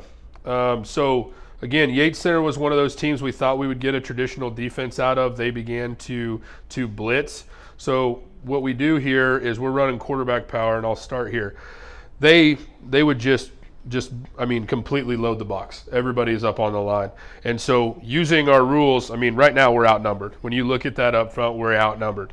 But we use our down block rules and our power rules, and we know that everything is down. We're going to take the first man inside. Down we go. We account for the linebacker that's standing in the hole, and that's the price that you pay when you bring everybody in the box. So we account for it with our rules. We get a good kick out block from our fullback, and we're off to the races. So again, there's a double tight. So we run a million different formations depending on the defenses and things that we see. So we just have to stick to our rules. And one more here. I believe this is Valley Falls. This is a trap, and I put this on here because of the rule situation we were just talking about. So you watch here in this look, and it's hard to see, Valley Falls lines up inside of our outside man. So we are running, this was a trap call initially. You will watch our guard wrap around the outside because nobody is present to his kick out, and he will wrap it upfield, and I know it looks like toss, but this is actually a called trap. With everything that we do, we just end up, our guard comes around, nobody's outside to kick out, so we turn into a log block, seal off the outside, and we get upfield.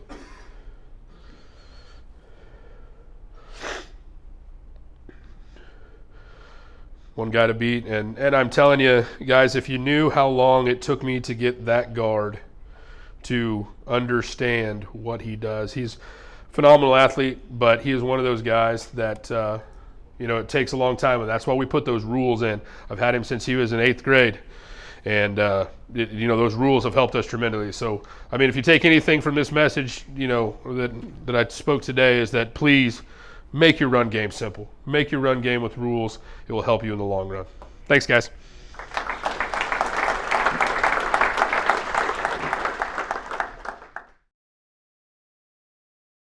Our next speaker, Burlingame, we played these guys 2 years in the playoffs, and I mean, just a tough scout, everything he does.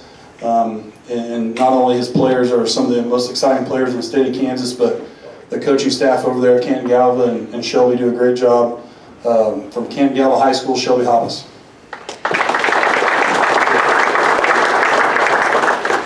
Thank you.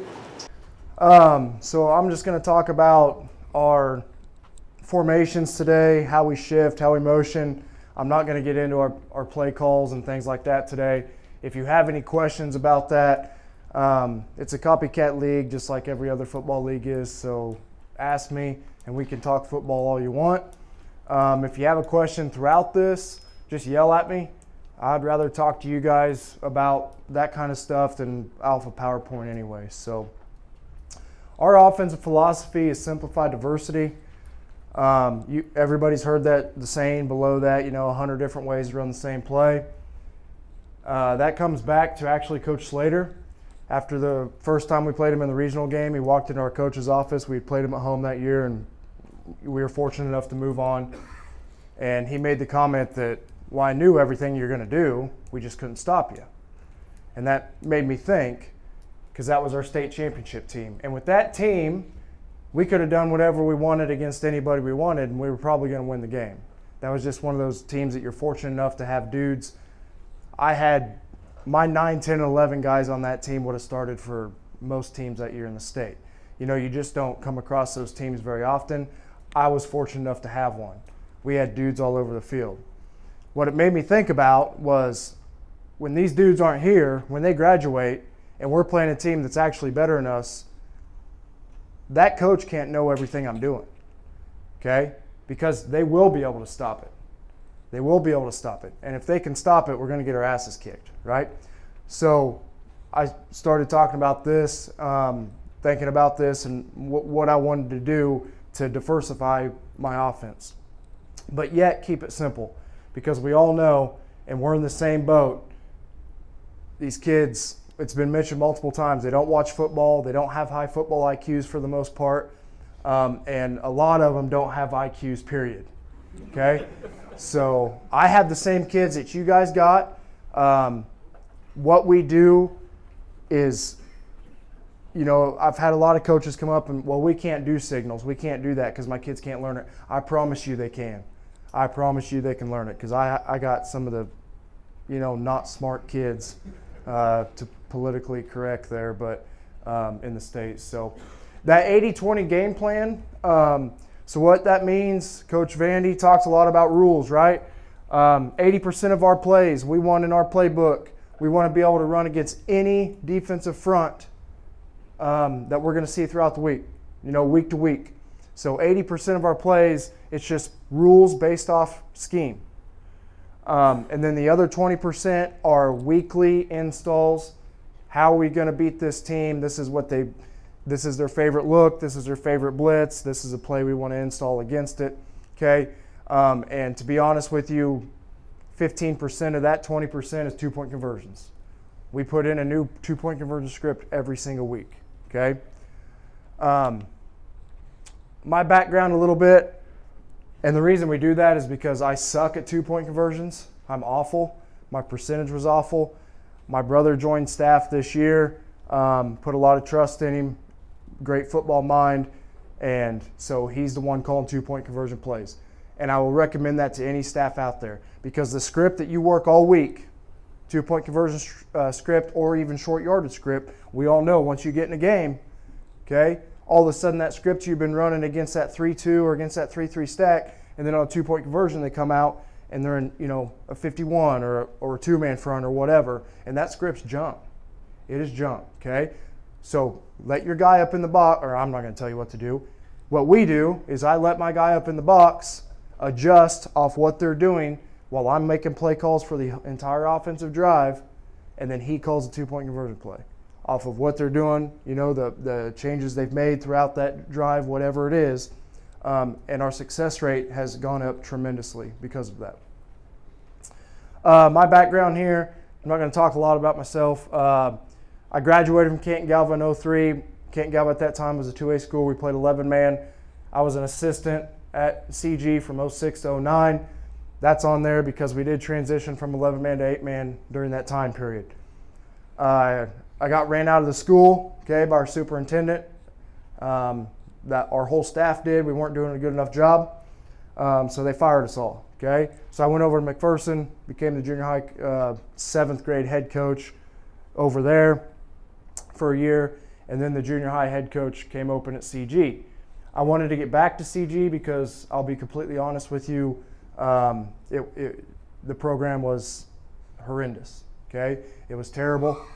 I graduated from there. I'm obviously alumni. I'm very proud of being from there, and I thought that I could make a difference. So I any way I can. I don't even care if it's at the high school. I just want to coach football at CG.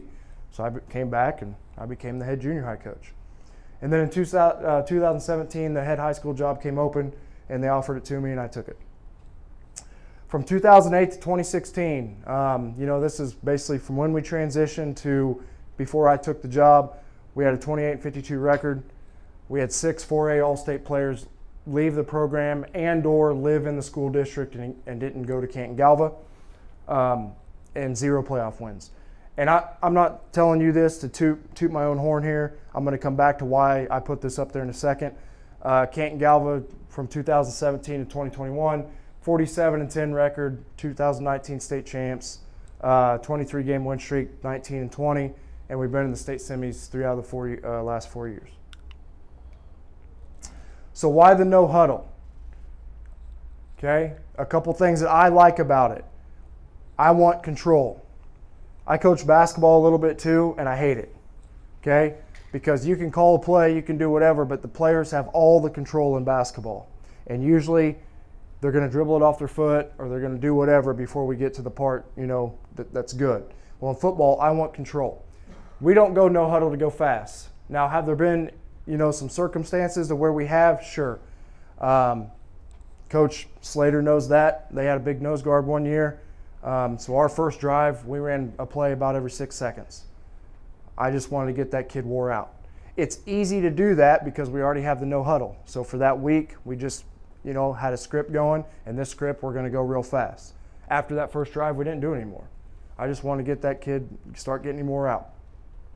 Ability to check to formation, play from the sideline, again, in control. Your play clock shouldn't be a factor.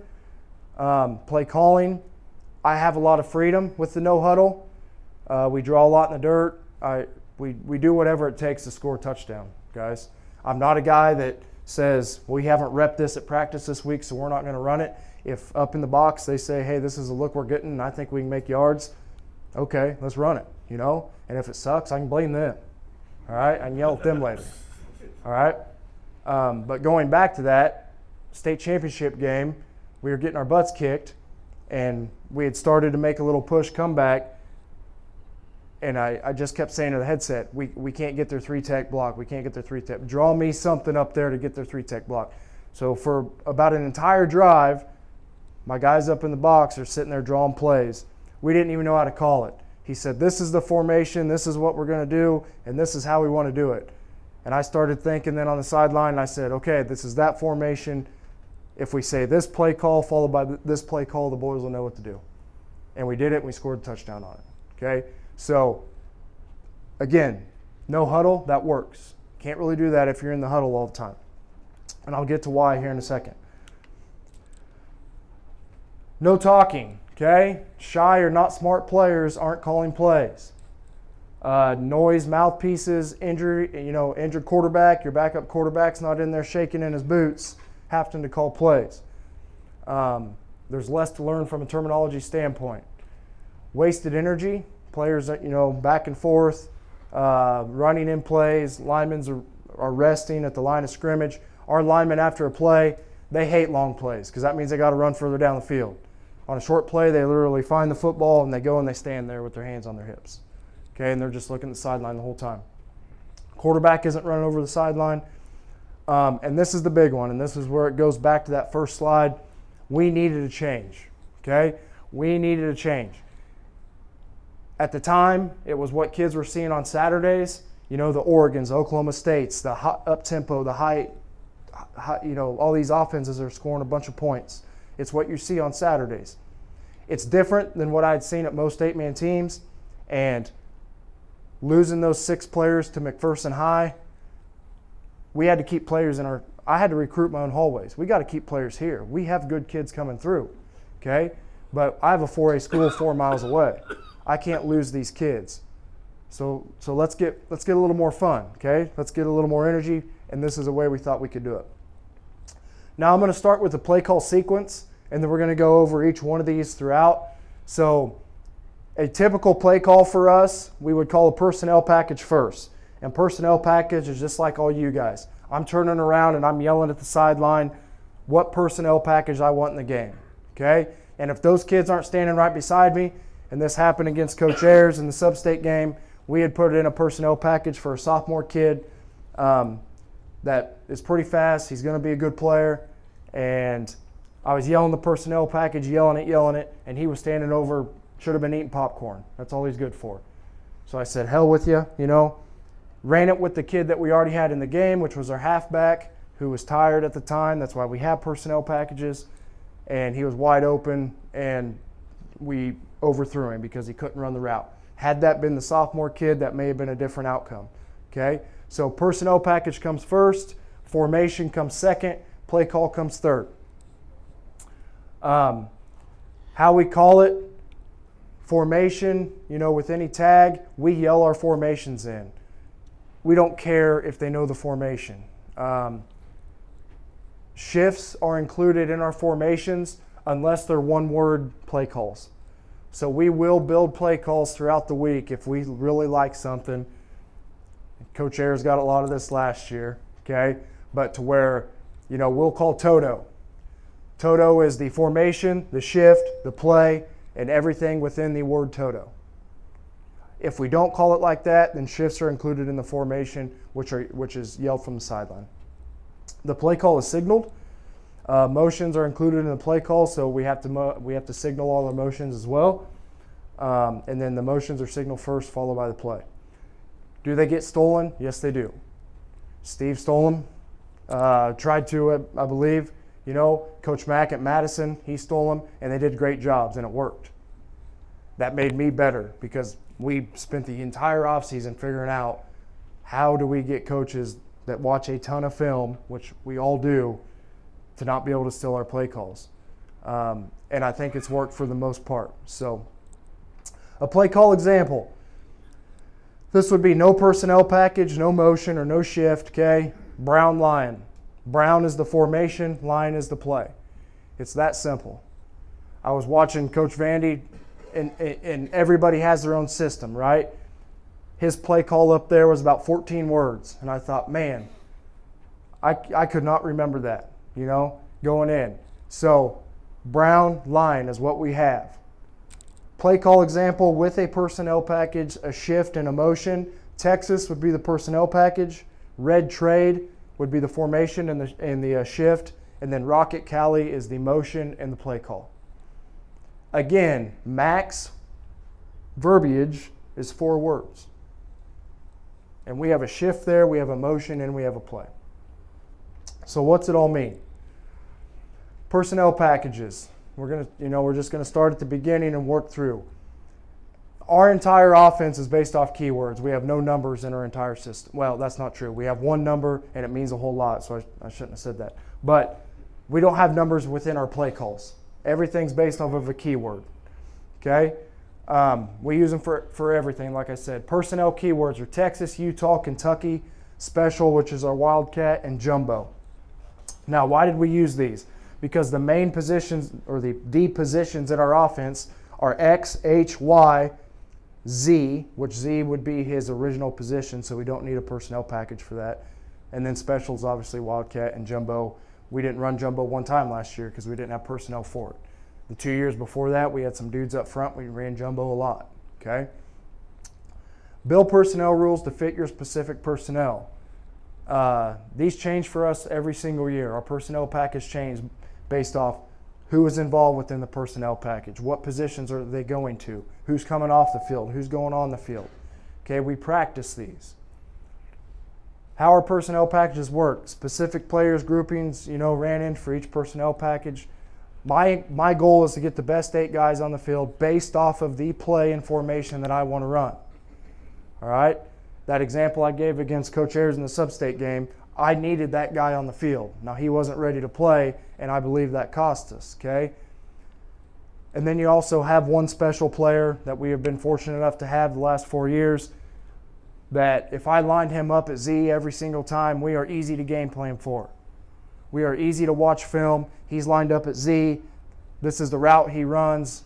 This specific scheme. He's running this route or that route or whatever. That's too easy. So with that one player, which if you notice in Texas, Utah, and Kentucky, they all have a T in there, right? Well, my player's name was Tyson. So Tyson to X, Tyson to H, and Tyson to Y. That's what we based off, and now we're just going to keep them as we go through, okay? But when you have that player, you can't be predictable with that player. I'll show you some examples of that here in a little bit. So formations now. So we have personnel packages. Now we're going to get in our formation. And again, we yell all this from the sideline. If you guys have a better way, please let me know. I will take, Coach Nightingale back there probably gets tired of screaming. Okay? But we just yell all these. Once, we want to be simple but complex, can't limit ourselves, need to be able to formation quickly and correctly. Again, I don't want my kids talking a lot out there. That's confusion. I don't want them confused. We can't limit ourselves with what formations are available. Our longest formation calls 4 words. We already talked about that. and they do include our shifts and motions. So how do we do that? Okay, rules. Everybody has rules for what they do. I'm a huge believer in rules. We've already heard that from Coach Vandergriff. Okay, rule. We also added an adjuster. We're going to talk that here in a second. That's the one number in our offense. And then tags. Basic rules. We use colors for formations because all of our keywords are other objects, you know, like animals or storms or whatever. Okay, so for formations we use colors. Example, red and blue. The R and the L is your strong side. So red would be our strong side, and blue left would be our strong side. Again, they needed to be different from our other play keywords. Assigned positions, letters for us, okay? Within our offense, we have X, Z, Y, H, and F. Base formation rules. These do not change, ever. No matter what formation, no matter how technical we get, okay? Those don't change. Y always goes to the call side, and he's always on the line of scrimmage. X is opposite, always on the line of scrimmage. Z travels with Y. The one exception is twins, where he travels with X. H is our zero alignment behind the Q. And F, if we have an F in the game, is the call side sidecar. Those don't change. That's all our base formation rules. So these are our base formations. Right and left is just pro right, pro left. Red and blue is twins. Black and brown is our double tight stuff. Yellow and purple is our spread stuff. Nickel and bronze is our 21 personnel stuff. And then white is our double tight eye. Basic rules here, just like I said. So in right, Y would go to the call side, Z travels with him. Always Y's always on, Z's off. X goes opposite, always on the line of scrimmage. We don't have an F here, and H is always in the zero alignment, so the pistol formation behind the Q. Okay, so these are our base formations. This is what we start with. This is what we run at every fall camp before we get into the season. We go over these. Now, we need more variety than that. So what we decided to do is we wanted to add an adjuster. Our adjuster's alignment is based off of a number call after the formation call. We decided to make H our adjuster. So H is our halfback, okay? So our running back is our adjuster. 20 personnel to where we have two of them back there, our F becomes our adjuster. That's the only time that our adjuster ever changes. The numbering system is like most people's. 2, 4, 6, and 8 is to the right side of the quarterback. 1, 3, 5, and 7 is to the left side. Now this is only for our player that is the adjuster. This is only for our H. So there's your adjuster alignments. So if we have a 2 call, he's in the right side car. If we have a 4 call, he's in the right side slot. Split 6 and 8 is outside split receiver. 1, 3, 5, 7, same exact thing to the opposite side. So here's formations with adjusters now, and this is where you get that variety that you're looking for, okay? So left 2 just moves him to a sidecar. Left 4, now we're in 2x2. Left 3, now we're in 3x1. Left 5, okay, 3x1, but it's a different 3x1. Left 8, 2x2, but all these look different. And this is just right and left. So here's our red and blue. This is our twin set, okay? So blue 3, that's a 2x2 that nobody's seen yet, all right? Blue 5, same thing. Now, do these formations mirror themselves sometimes? Yes, they do. They mirror themselves a lot, okay? Right 7 is the same formation on paper that red 8 is, okay? But as a defensive coordinator, if I'm watching film as a defensive coach, there's one of 2 ways you're probably going to do it. Where's their stud going, or what formation, what plays do they like to run out of formations, right? So if they're not tracking our personnel packages, yes, those formations mirror on paper, but once you put personnel out there and it's H out there instead of Z or whatever it is, that's not the same formation, okay? We have different players all over the field, okay? So yeah, they do mirror, they do look a lot alike, but to us, and that's just as a play caller, you just got to know, okay? As a play caller, that's on you to know what formation you want to be in and get your guys in the right spots.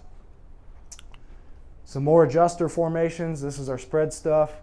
Traditional 2x2, we can get in purple 5. Yellow 3 is another 3x1 look. Purple 8, this stuff never changes. And we're doing that with one number call after the formation. Red 8, black 7, purple 3, whatever it is. And our adjuster, which is H, goes to that adjusted call. Okay? So we can have hundreds of formations, and all we're doing is calling one number after the formation call. I still wanted to be able to do more. Okay? So within that, now we have tags. Tags trump rules. All right? Tags trump rules. They stay consistent with our basic rules for the most part, but what they do is they stay simple. All right? So our tags are based off positions. So a play call with a tag, right one flex, flex is the tag, run hide. Now, based off position, our wide receiver tags, flip, bunch, cluster, stack, pile, slot, short, switch. Running back tags is sniffer, tight end tags is flex, quarterback tags is under. So wide receivers get screwed here, pretty much. So some formations with tags. So Utah would be the personnel, if you're starting in the far left-hand corner there, top corner. Utah is the personnel package. Black 3 slot. Black 3 is the formation and the adjuster. Slot is the tag. And all that did, do we have a pointer? Oh boy, I F something up now.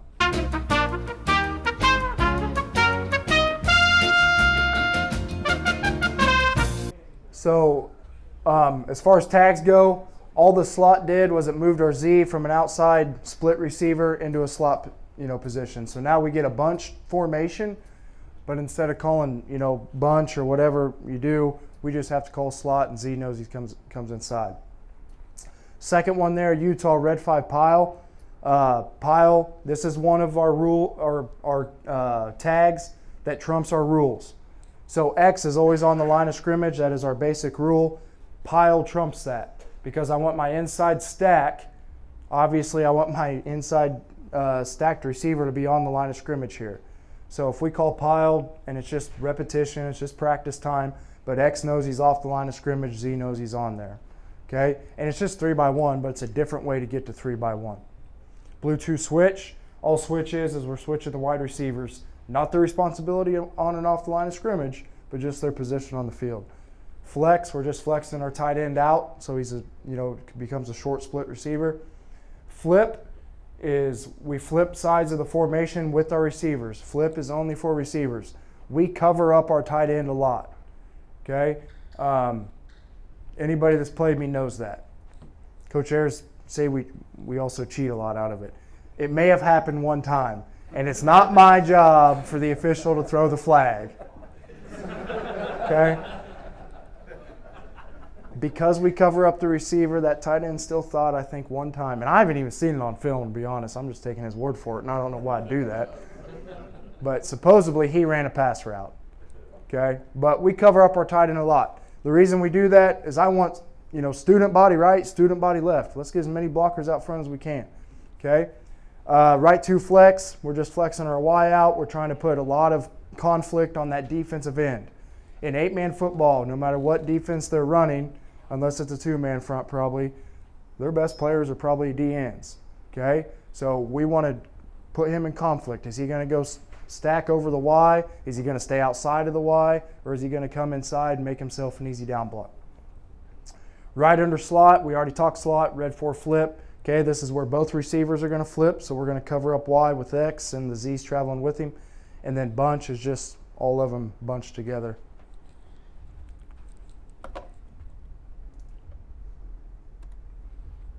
And when I went through this before, it did not have, or it had ads, and I don't know why. So we may have to be a good time for a question if somebody has one, unless it's gonna, might not work at all. Yeah, anybody got a question? or we can learn about vape, which is no good. Okay? Just say no.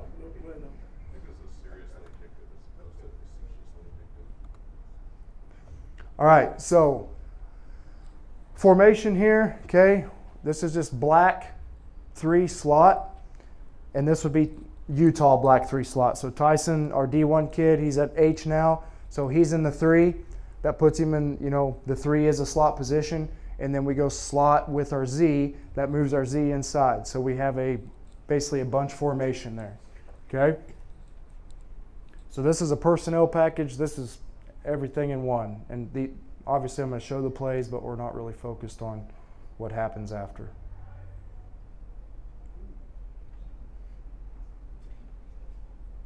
Okay. So this is red 5 pile. I showed you this on the screen. Okay. We're just 3x1, but it's a different way to get to 3x1. We're trying to look at where that apex linebacker is going to line up, and we're going to read him, whether it's a pass, whether it's run, whatever. We want to know where that apex linebacker is.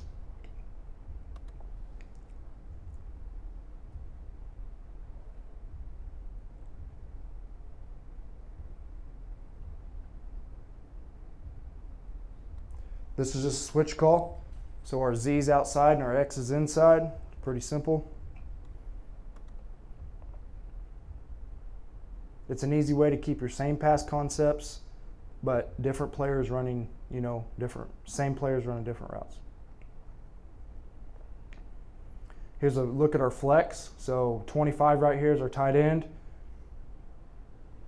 He's not going to be attached anymore. He's going to flex out.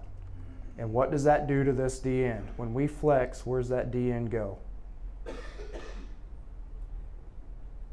And he doesn't know. He back and forth. But he's inside, so I'm guessing we're running outside.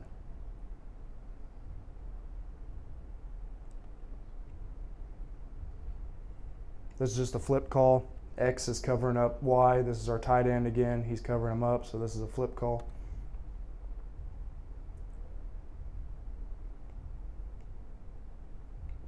I wish Jesse was here because we weren't very good up front either.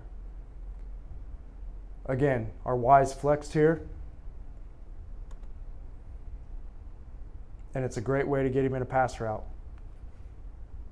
because they don't get jammed if they're flexed.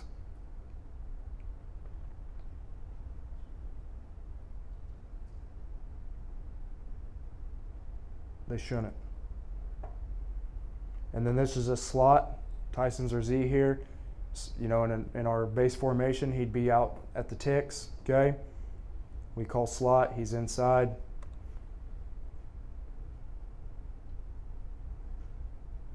And you defensive guys aren't idiots. If he's in a slot, it's probably because we're either wanting him to run across the field or run to the outside, okay? But we got to get him there too. I didn't remember what that one was, but really doesn't matter. So this is that bunch look. Maybe. All we're trying to do is student body left. We want to get as many blockers out in front as we can. Yeah, that Lafferty kid can play a little football now.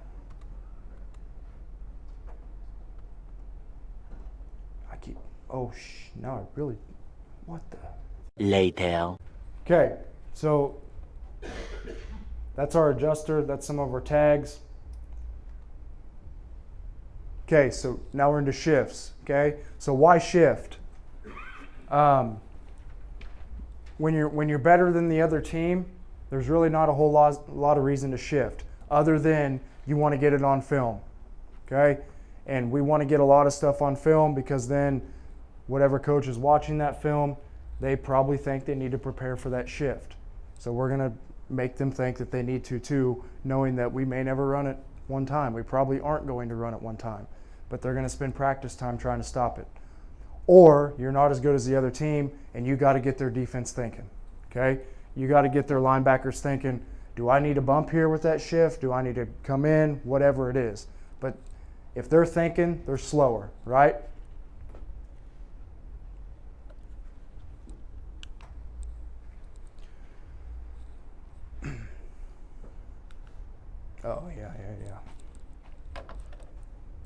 I'm going to mess it up again. 1 minute, 37 seconds later.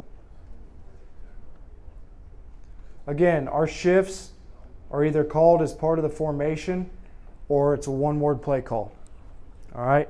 And all we're wanting to do is to slow the defense down or show it on film. Now, this is our regional or sectional game against Sedan, so this wasn't to show it on film. We're trying to slow. They had 2 DNs that were men and damn good players, so we're trying to slow them down, trying to make them think.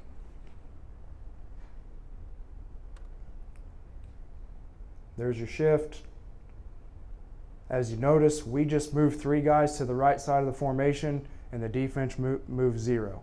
So now we got the numbers we're looking for. And it's a one player read usually for the quarterback. So throughout the shift, the Q is looking at that one player. And what that one player does is base what play he's going to call. So these are all audibles from him. He's making the play call after the shift. So they didn't move players over there, so we're going to try to get numbers to the strong side.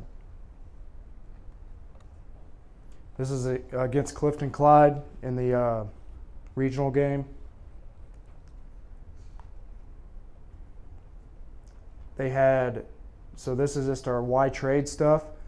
This Leclerc, I think is how you say it, this D end over here, he's a man, okay?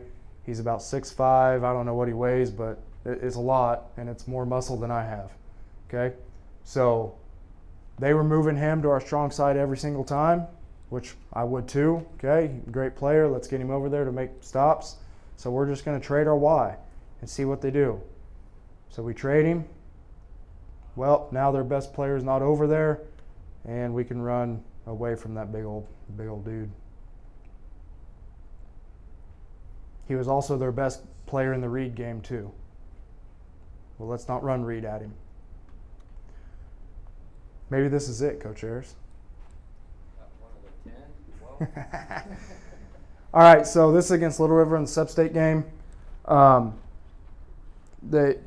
We had to do everything we could to try to beat these guys. Everybody knows, I mean, they well-coached team, okay, players. Now I'll go ahead and tell you, we are reading this apex player right here. After our shift, where is he going to go? And then our quarterback's gonna make the play call, okay? I'm guessing after we shift, he was supposed to get inside back to his normal alignment. So we shift, and he kind of stays out there. And so does the linebacker, stays out there. So now we have all this room right here, and that's where the play call is going to go. And that's a 2-point conversion. Like I said, we suck at them, so we're trying to give ourselves an advantage. Is that like a weekly install, or Yeah. is that just part of your... Yeah, so on Mondays, so on the weekend, Coach Z and I get together, and it's 12 to 15 plays that we script based off of the film that we're watching. And then on Mondays, we introduce them to the kids. We walk them on Mondays. Tuesdays, Wednesdays, we run them, obviously. Thursdays, we run them in our perfect practice. And then Fridays, we're ready to go. But they change every single week.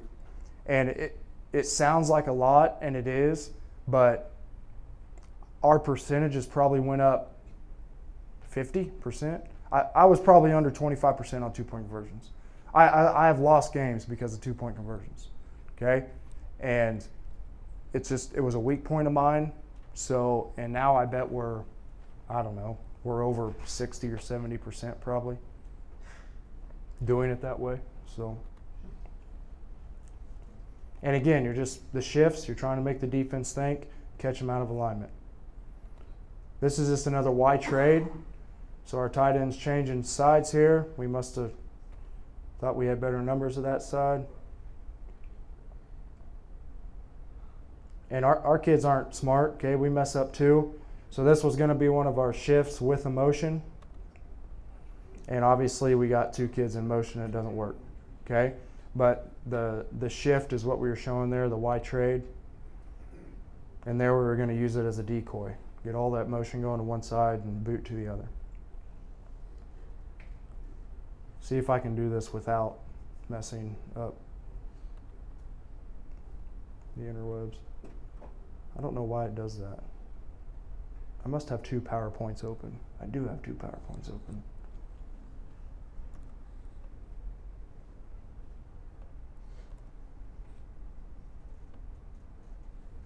How do I full screen that, tech guy? I did the duplicate thing. One pair of pants later. Anybody PowerPoint, dude? It don't matter. We can finish like this. There's only a couple left. Okay. So motions. So those were shifts. Now we're into motions. Okay. Again, motions are keywords to us. They have a strong side and a left side, which is usually or is an R and an L in every keyword. All right. So wide receiver motions that we have are rocket and laser. Our fly motions, zipper. Our Z short inside motion is zig. Our Z short outside motion is zag. Just position, what motions they are, and then we have running back motions as well, obviously.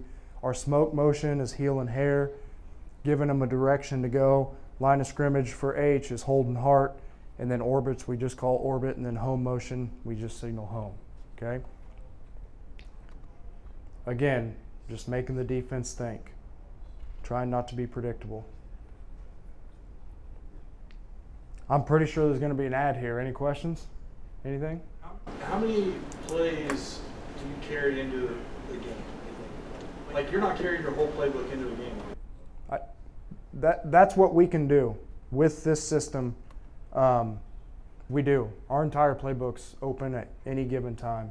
On your play script, are you just carrying like the weekly scout plays though with you in the game, but you're able to signal anything you want? Yes. So most of the time. Yeah. This is like, I get like how it can be simple, but like there's a lot of complexity to it. Like, so like, are you just practicing like the calls you're calling on Friday night? You're probably just practicing those for the week, but plays that you called earlier in the season, you still are able to signal those if like the situation comes up. Is that how you're doing that? Or? But the play doesn't change, just the formation. So we're running the same play. It's just out of a different formation. See what I'm saying? We only have 5 run schemes in our entire offense. We have 5 run schemes. We have 3 protection schemes. We do have probably 10 to 15 passing schemes, you know, but we don't have a lot. This is how we get to everything. So the bulk of your install is your shifts, and your motions. Once you get that down, then play calls. Yeah. And the way that we call plays, okay, is everything's built into the keyword.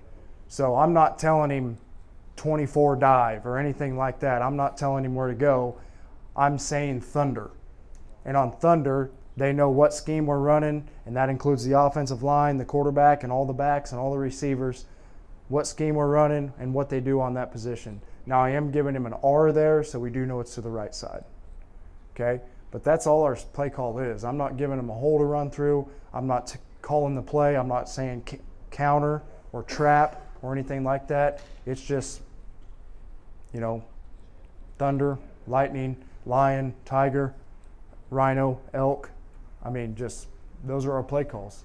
And it's all built into one word. And it seems complex, and we want you guys to think it is also as defensive coordinators, but it's really not. It's really not. And if you just, you know, if you're a double tight eye veer guy, or if you're a wing T guy or something, you're watching this thinking, well, I got nothing out of that, and that's fine, okay? But if you are a guy that likes the formation, the no huddle stuff, the shift stuff, all the motions, we don't have any more practice time than anybody else in here. But it's just what you want to practice when you want to practice it. So real quick, and then I'll answer all the questions you want here in a second. Formations or motions. Just watch a couple here. I must have missed the motion there while we were discussing.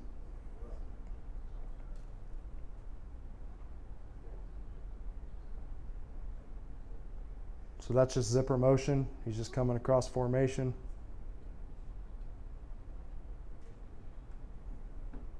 And a lot of times your motion, you know, in 11-man football, okay, why do you motion? Well, you motion to create matchup problems.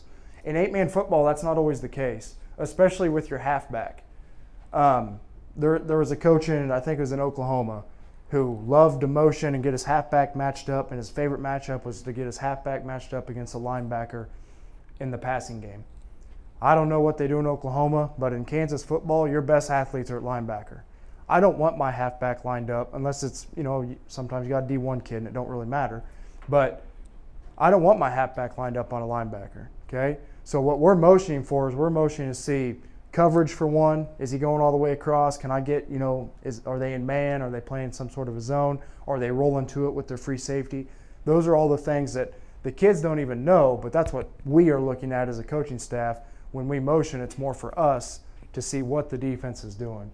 It's not really for matchup problems. Play action with jet motion there.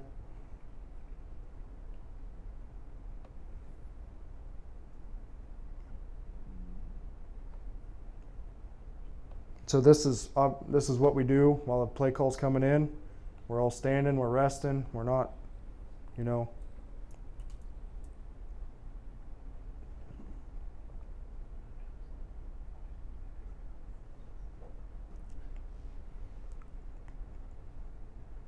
Safety comes down, so they're probably playing some sort of man. Just a good play by a quarterback there. Probably should have threw it though. Just trying to get a little or that is jet. Get the ball in your athlete's hand, let them go to work. Okay, this is a motion that you don't see a whole lot. I think it's really good, and this is what we call home motion. Okay, and this is where we bring it back, running back to home.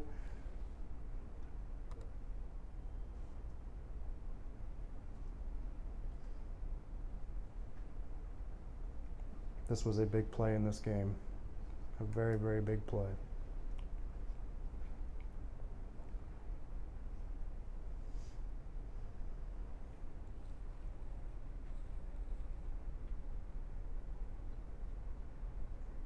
And that's orbit motion. You couldn't really tell from the film, from the angle. I don't have the sideline obviously, but he's running behind the quarterback there, and that's a D1 kid. So what are we doing? We're using him as a decoy. Everybody goes with, and then we get the tight end up the seam.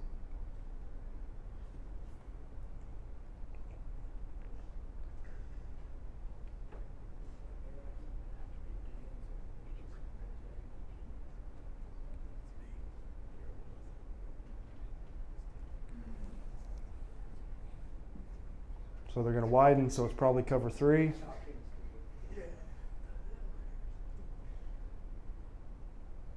Quarterback salt was cover 3, so he's going to hit the hitch.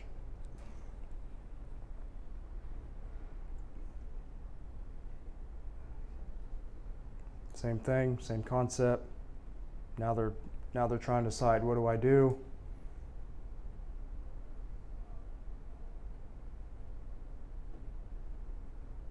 Anyway, you guys get the gist of it.